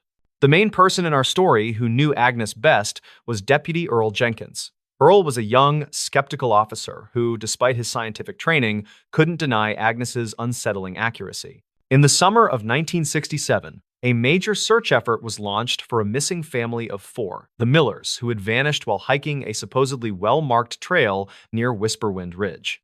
After 5 days of fruitless searching, with the weather turning cold and foggy, Sheriff's Command reluctantly called Agnes. Earl drove the old woman to the trailhead. Agnes, dressed in heavy wool and carrying a simple staff, stood silently at the entrance to the forest. She didn't look at the ground. She looked up at the canopy, as if asking permission. After a few minutes, she spoke, her voice dry as dead leaves. "The woods are willing to give the father back, but only the father. The others, they crossed the boundary when the fog rolled in. They are under the quiet." Earl, though horrified by her cold certainty, begged her to lead the search for the father. Agnes spent the next 6 hours in the woods, leading a team of 5 deputies, including Earl, on a path that defied all logic. It was not a trail, but a series of precise, impossible zigzags between boulders and thickets. Just as the sun began to set, they found the father, Mr. Miller. He was alive, but completely catatonic, curled up beneath a shallow rock overhang, shivering uncontrollably. He was physically unharmed, but his eyes were vacant, fixed on something none of them could see. Agnes immediately checked his pockets. She pulled out a small metallic object, a child's toy whistle, painted bright red. "He held the wrong thing," Agnes whispered to Earl, throwing the whistle into a deep bed of moss. "He tried to keep a piece of the outside world when he was on the inside. That's why they let him go." She led the man out, refusing to go back for the mother and children. The search was called off. The remaining 3 members of the Miller family were never seen again, vanishing into the quiet depths of the Appalachian forest. The chilling success of that rescue cemented Agnes's disturbing reputation, but it also marked the beginning of her own demise. After the Miller rescue, Earl Jenkins began visiting Agnes at her cabin. Not for cases, but out of desperate curiosity. He wanted to know the rules. He wanted to understand the quiet and the payment she spoke of. Agnes, surprisingly, began to talk. She explained that the woods weren't just trees and animals, they were an entity, a self-contained system with a profound, almost territorial intelligence. She told him, "At it, The rule of noise. Never make unnecessary noise after sundown. The woods tolerate the wind and the stream, but they do not tolerate loud human sound. It wakes what sleeps below. The rule of memory. Do not carry a piece of the woods away with you. If you take a stone or a piece of deadfall, the woods will remember your scent and call you back when you sleep. The rule of direction. The trails are not for walking on. The trails are the teeth of the forest. They only lead you to the edges. Go off the trail, and the woods will choose your direction for you. Agnes told Earl she had learned these rules from her own grandmother, who had lived the same life, and that the ultimate penalty for breaking the rules was the quiet. The quiet, she explained, is when the forest decides you don't belong here, and it removes your memory from the world. It silences your name. Your friends forget you. Your belongings disappear. You become a piece of the quiet, indistinguishable from the moss and the stone. One late autumn afternoon, Earl drove out to visit Agnes. He found her sitting on her porch, staring intently at the deep green boundary of the forest. She looked worried, older than her years, and spoke without preamble. I broke the rule, Earl. I shouldn't have brought the father out. I crossed the line. The quiet is coming for me. Earl tried to reassure her, suggesting she was just tired. No, she insisted, shaking her head slowly. Last night, I woke up and my wedding ring was gone. It was on my hand when I went to sleep. I didn't take it off. I never take it off. Maybe you lost it in the house, Agnes. No. And this morning I spoke to the mail carrier. He was a kind boy. He asked who I was. He said he'd never seen me before. He comes here every Tuesday. The quiet was not just about the forest taking her, it was about the world forgetting she had ever existed. Earl stayed with her for 3 hours, trying to talk sense into her, trying to convince her to come back to town. She refused. As he drove away, he looked back at the small cabin. Agnes was still sitting on the porch, a tiny, defiant figure against the massive, looming backdrop of the Whisperwind Ridge. Earl returned the next morning, driving straight to the secluded clearing where her cabin stood. The cabin was gone. Not destroyed, not burned down, just gone. The clearing was empty. There was no foundation, no remnants of burned wood, no disturbed earth. The clearing was simply a natural, grass-covered space ringed by the tall, indifferent trees. Earl searched frantically, circling the spot, looking for any sign that a structure had ever stood there. He eventually found a small, circular depression in the ground, covered in fresh, wet moss. It was exactly the size and shape of an old water well, but it was capped with a flat, impossibly smooth piece of granite. He stood in the empty clearing, the utter silence of the woods pressing down on him. He realized that the forest hadn't merely destroyed Agnes's cabin, it had erased it, removing the physical structure and the memory of its presence. He spent the next week investigating. He checked land records. The lot Agnes claimed to own was unmarked, listed as unclaimed forest land. He checked the sheriff's records for Agnes Morrow. She was not in the database. He checked his own files. The reports detailing the rescue of the Miller family mentioned only the father, Mr. Miller, being found, led out by Deputy Jenkins and 2 other deputies. There was no mention of an elderly female tracker. He asked the other deputies who had been on the Miller rescue team. They remembered the father, the fog, the trauma. But when asked who led them back, one deputy frowned and said, "It was you, Earl. You seem to know the way, stepping off the trail like that." Earl Jenkins was the only person left who remembered Agnes Morrow. He had been so close to the quiet, he had nearly been consumed by it himself. He left the sheriff's department shortly after, unable to live with the knowledge he possessed. He kept only one small thing: a single, black and white photograph he had secretly taken of Agnes on her porch the last day he saw her. He kept the photo hidden away in a safe deposit box. But over the years, he noticed a horrifying change. The photograph wasn't fading. It was becoming more indistinct. Agnes's face was blurring, her features softening into an indistinguishable shadow. And the background, the deep green forest, was becoming sharper, clearer, and more dominant.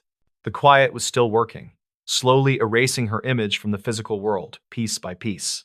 Earl Jenkins knew that one day he would open the box and the photograph would be completely blank. And on that day, the forest would have won the final, chilling victory. And that, ladies and gentlemen, is the strange, dark, and mysterious story of the woman who knew too much about the woods. Until next time, take care of yourselves.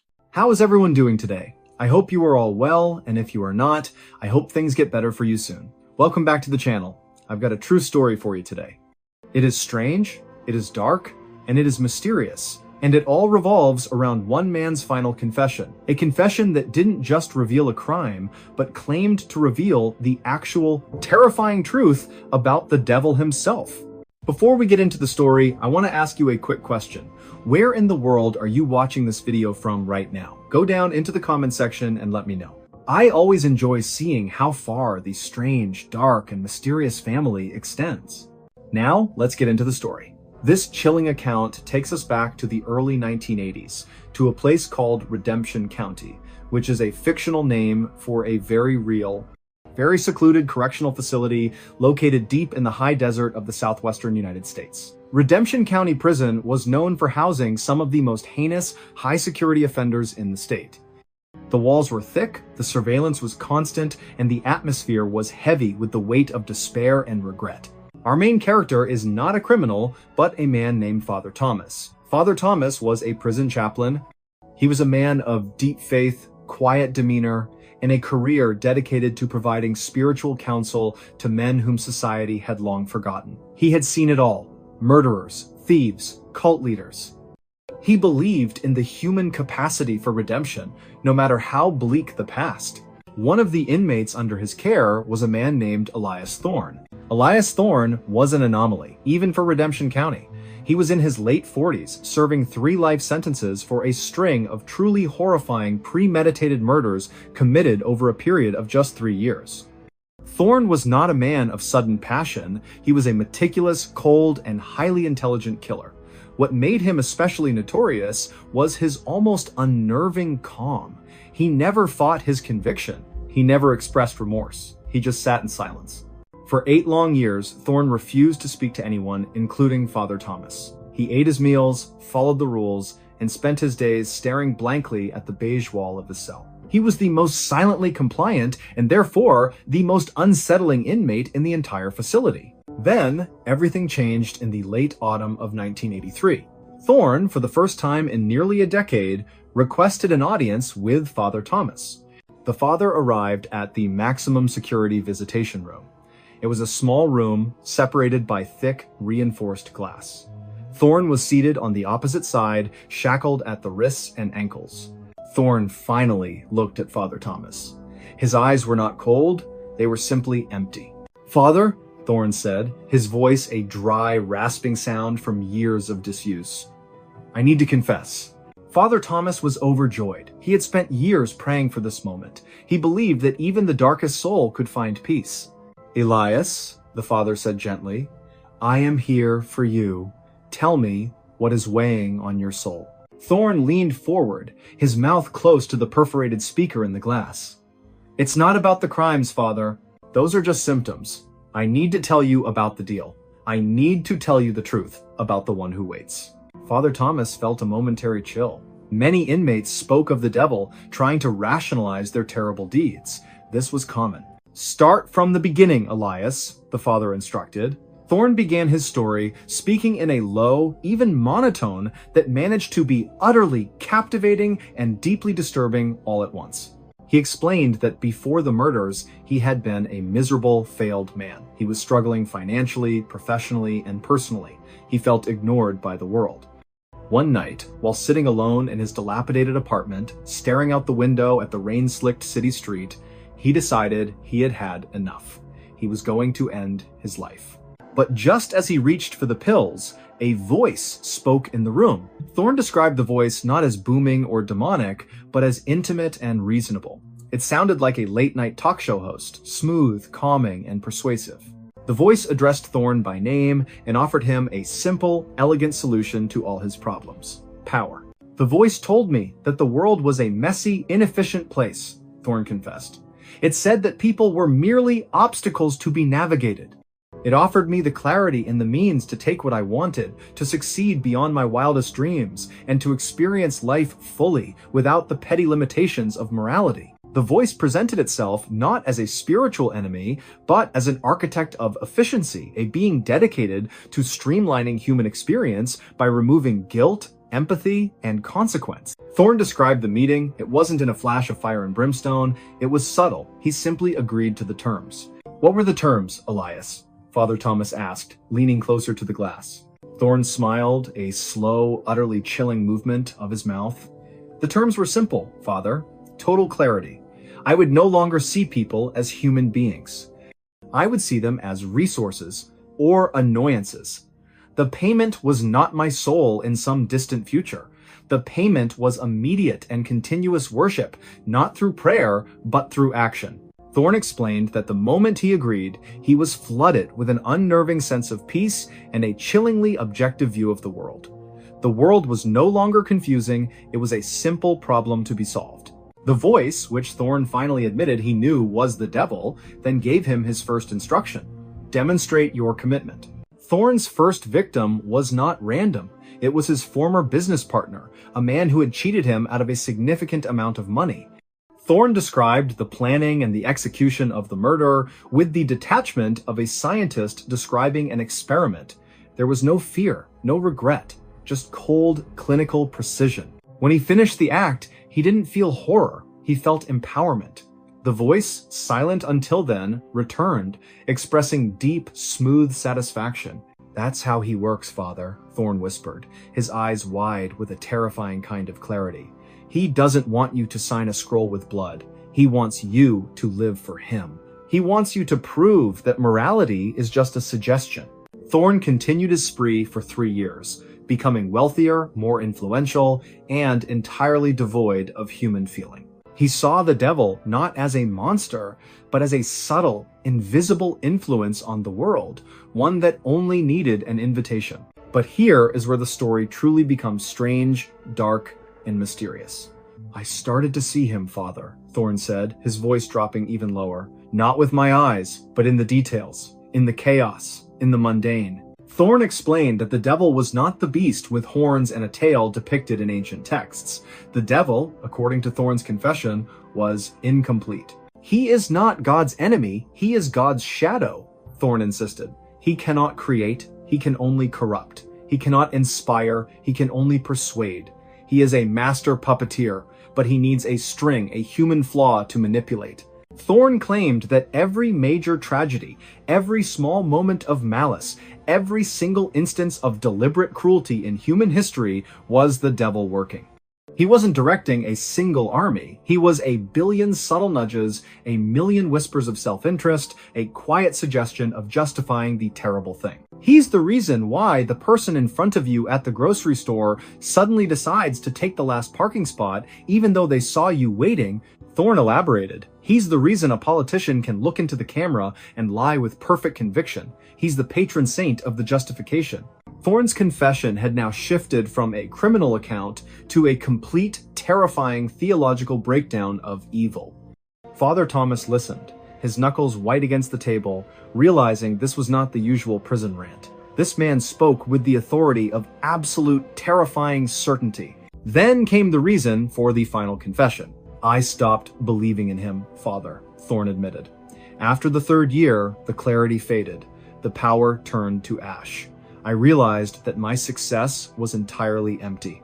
The devil had given me everything I thought I wanted, but he had taken the capacity to enjoy it.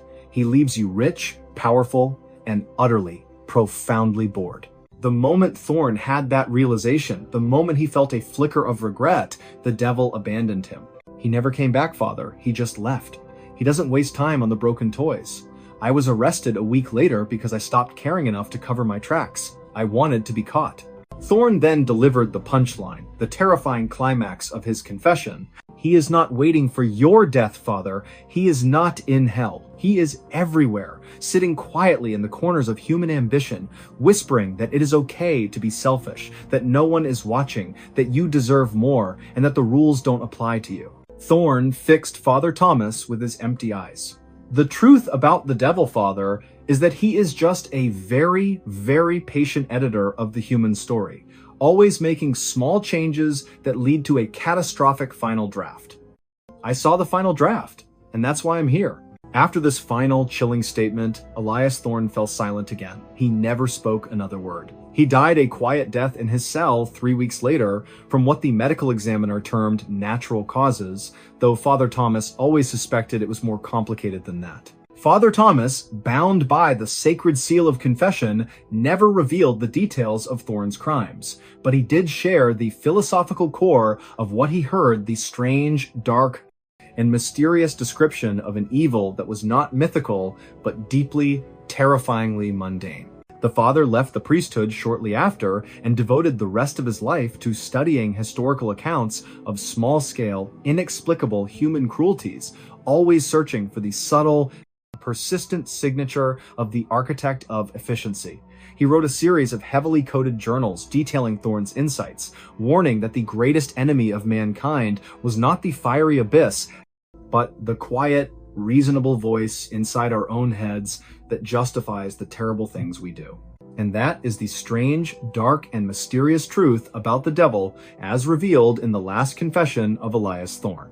A horrifying tale that suggests the Prince of Darkness is not waiting for your soul to arrive at his kingdom, but is currently sitting comfortably in the passenger seat of your own consciousness, just waiting for you to hand him the keys. Thank you for listening to this strange, dark, and mysterious story. If you enjoyed it, please consider hitting that like button, and if you are new here, hit that subscribe button to join our community. I hope to see you all on the next one. Hello, everybody, and welcome back to the channel. I hope you're having a strange, dark, and mysterious day, because today we are hitting the road for a classic piece of Americana, the vanishing hitchhiker legend. But this isn't the story your grandmother told you. This is a real-life, documented account from a lonely stretch of highway where the spectral and the physical world collided, leaving behind a terrifying mystery. This is the story of the vanishing hitchhiker of Route 12. Before we dive into the deep end of the mysterious, do me a favor. If you enjoy this type of content, please take a second to subscribe to the channel, like this video, and let me know in the comments what city you are watching this video from. Your support helps me keep telling these strange, dark, and mysterious stories. Our story centers on a specific, desolate stretch of highway known as Route 12, winding its way through the rugged, sparsely populated mountains of upstate New York. It's a road notorious for its hairpin turns, thick fog, and a long, tragic history of fatal accidents. The specific incident we're focusing on occurred in the dead of winter, in the year 1985. Our protagonist is a man named James Donovan. James was a traveling salesman for a regional paper company, a job that kept him on the road constantly. He was a skeptical, pragmatic man, utterly grounded in reality. He was driving his beat-up Ford sedan, heading back toward Albany after a long, unsuccessful day trying to close a deal in a remote town near the Canadian border. It was nearly 11 o'clock p.m. The temperature was well below freezing, and a thick, unnatural fog had rolled in, reducing visibility to almost nothing. The radio was fading in and out, the static almost as loud as the distant whine of his engine. James was driving slowly, nervously peering through the misty beam of his headlights when he saw her. Standing on the shoulder of the road, directly illuminated by his high beams, was a young woman. She was clearly in distress. She was wearing a thin, pale blue formal dress completely inappropriate for the freezing weather. Her dark hair was wet, plastered against her pale face, and she was standing stiffly, her thumb out, shivering violently. She looked like she had wandered out of a high school prom and into a nightmare. James, despite his exhaustion and his common sense telling him not to stop on a dark, foggy road, couldn't leave her there. He slowed down, pulled the sedan onto the snowy shoulder, and rolled down the passenger window. The moment he saw her face up close, he felt a wave of profound unease. Her eyes were wide, dark, and fixed on him with an expression of pure, bone-deep terror. "Where are you going?" James asked, trying to sound friendly. The girl's voice was barely a whisper. "The bridge. I need to get to the old covered bridge, just up the road. Please, I have to get there now." Quote. James knew the bridge she meant. It was about 3 miles further down Route 12. It was an iconic, but very remote, landmark. "All right, hop in." "You're freezing," he said, reaching across to unlock the passenger door. The girl quickly opened the door and slid into the seat. The moment she settled beside him, James was hit by an intense wave of cold. It was far colder than the outside air, a chilling, damp cold that seemed to radiate directly from her body. He pulled back onto the highway. "My name is James. What's yours?" "Eliza," she replied, her voice still thin and strained. She didn't look at him. Her eyes were fixed straight ahead on the road, watching the fog-shrouded path ahead. James tried to make small talk, asking her what she was doing out here, who she was with, and why she was wearing a summer dress. Eliza's replies were short, fragmented, and strange. She mumbled something about a terrible argument and having to leave. She kept repeating that she was late and that she had to warn them. As they drove, James noticed something else disturbing. Despite the overwhelming cold she exuded, there was no sign of condensation, frost, or even a single shiver visible on her skin. She was perfectly, chillingly still. He glanced down at his dashboard. The thermometer gauge was inexplicably climbing, not dropping. The interior of the car was getting hotter, yet the cold radiating from Eliza was making James's side of the car feel like a freezer. They had been driving for about 5 minutes when the fog suddenly thickened, becoming an opaque, blinding wall of white. James had to slow the car down to barely 10 miles per hour. "Almost there," Eliza whispered, her voice tightening with dread. "It's coming." "What's coming, Eliza? The bridge?" "No," she said, her voice now dangerously calm. The sound of the car hitting the guardrail. James's blood ran cold. The way she said it was not a prediction. It was a statement of fact, a memory. He realized the horror of the situation. He wasn't giving a ride to someone in trouble. He was giving a ride to someone who had already been in trouble. He slammed on the brakes, pulling the car to a shuddering halt in the middle of the empty highway. "Eliza, what are you talking about? Who are you?" he demanded, turning to face her. She finally looked at him. Her face was no longer pale. It was completely translucent, the color of milky glass. Her wide, dark eyes held an expression of infinite sorrow and regret. "I tried to tell them. I was supposed to be here," she said, her voice fading to a wispy echo. "But I ran. I never should have left the dance." Then, from the fog directly ahead of them, came a sound. It was the sickening, unmistakable sound of grinding metal, followed by the shattering noise of glass exploding and a low, terrible crunch. The sounds were deafening, visceral, and felt incredibly close. James instinctively covered his head, bracing for impact. But the sounds faded instantly, replaced by the profound, heavy silence of the snowy road. The car hadn't moved. James realized the sounds hadn't come from a new accident. They were echoes, residual noise caught in the terrifying vortex that was Eliza. He looked back at the passenger seat. The seat was empty. Eliza was gone. There was no sound of a door opening or closing, no tracks in the snow outside the door. She had simply vanished. But she had left something behind. On the black vinyl of the passenger seat, there was a small puddle of water, not frozen, not melted, but perfectly room temperature, and lying in the center of the water was a piece of jewelry, a tiny, silver locket, slightly tarnished. James didn't hesitate. He jammed the gear shift into drive and sped away, not stopping until he reached the lights of the next town, nearly 30 miles away. He didn't report the incident to the police immediately. He knew how absurd his story sounded.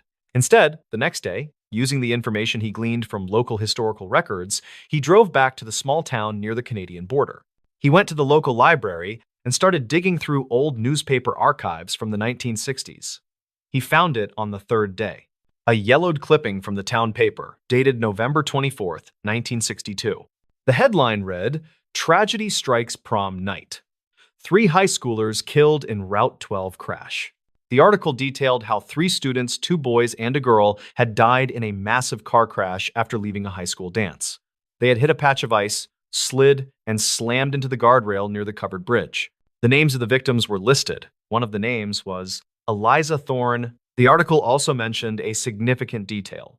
Eliza was the only one in the vehicle who survived the initial impact, but she had been thrown from the car and had died hours later from exposure and injuries on the shoulder of the road. She was found still clutching a silver locket. The police determined the crash was caused by excessive speed, but the students' families maintained that the car had veered to avoid something they never identified. James Donovan now understood. Eliza wasn't warning him of the crash. She was a restless spirit, reenacting her final moments, forever hitchhiking back to the crash site where she should have warned her friends and where she ultimately died alone. The sounds James heard were the auditory remnants of the tragedy, the final, brutal noise of the car wreck that defined her death. James returned to the area near the old covered bridge. He found the exact stretch of road where he had stopped. He used a shovel to dig a small hole in the snow on the shoulder of the road, right where he had picked her up. He placed the silver locket into the hole, covered it with earth, and said a simple prayer for peace.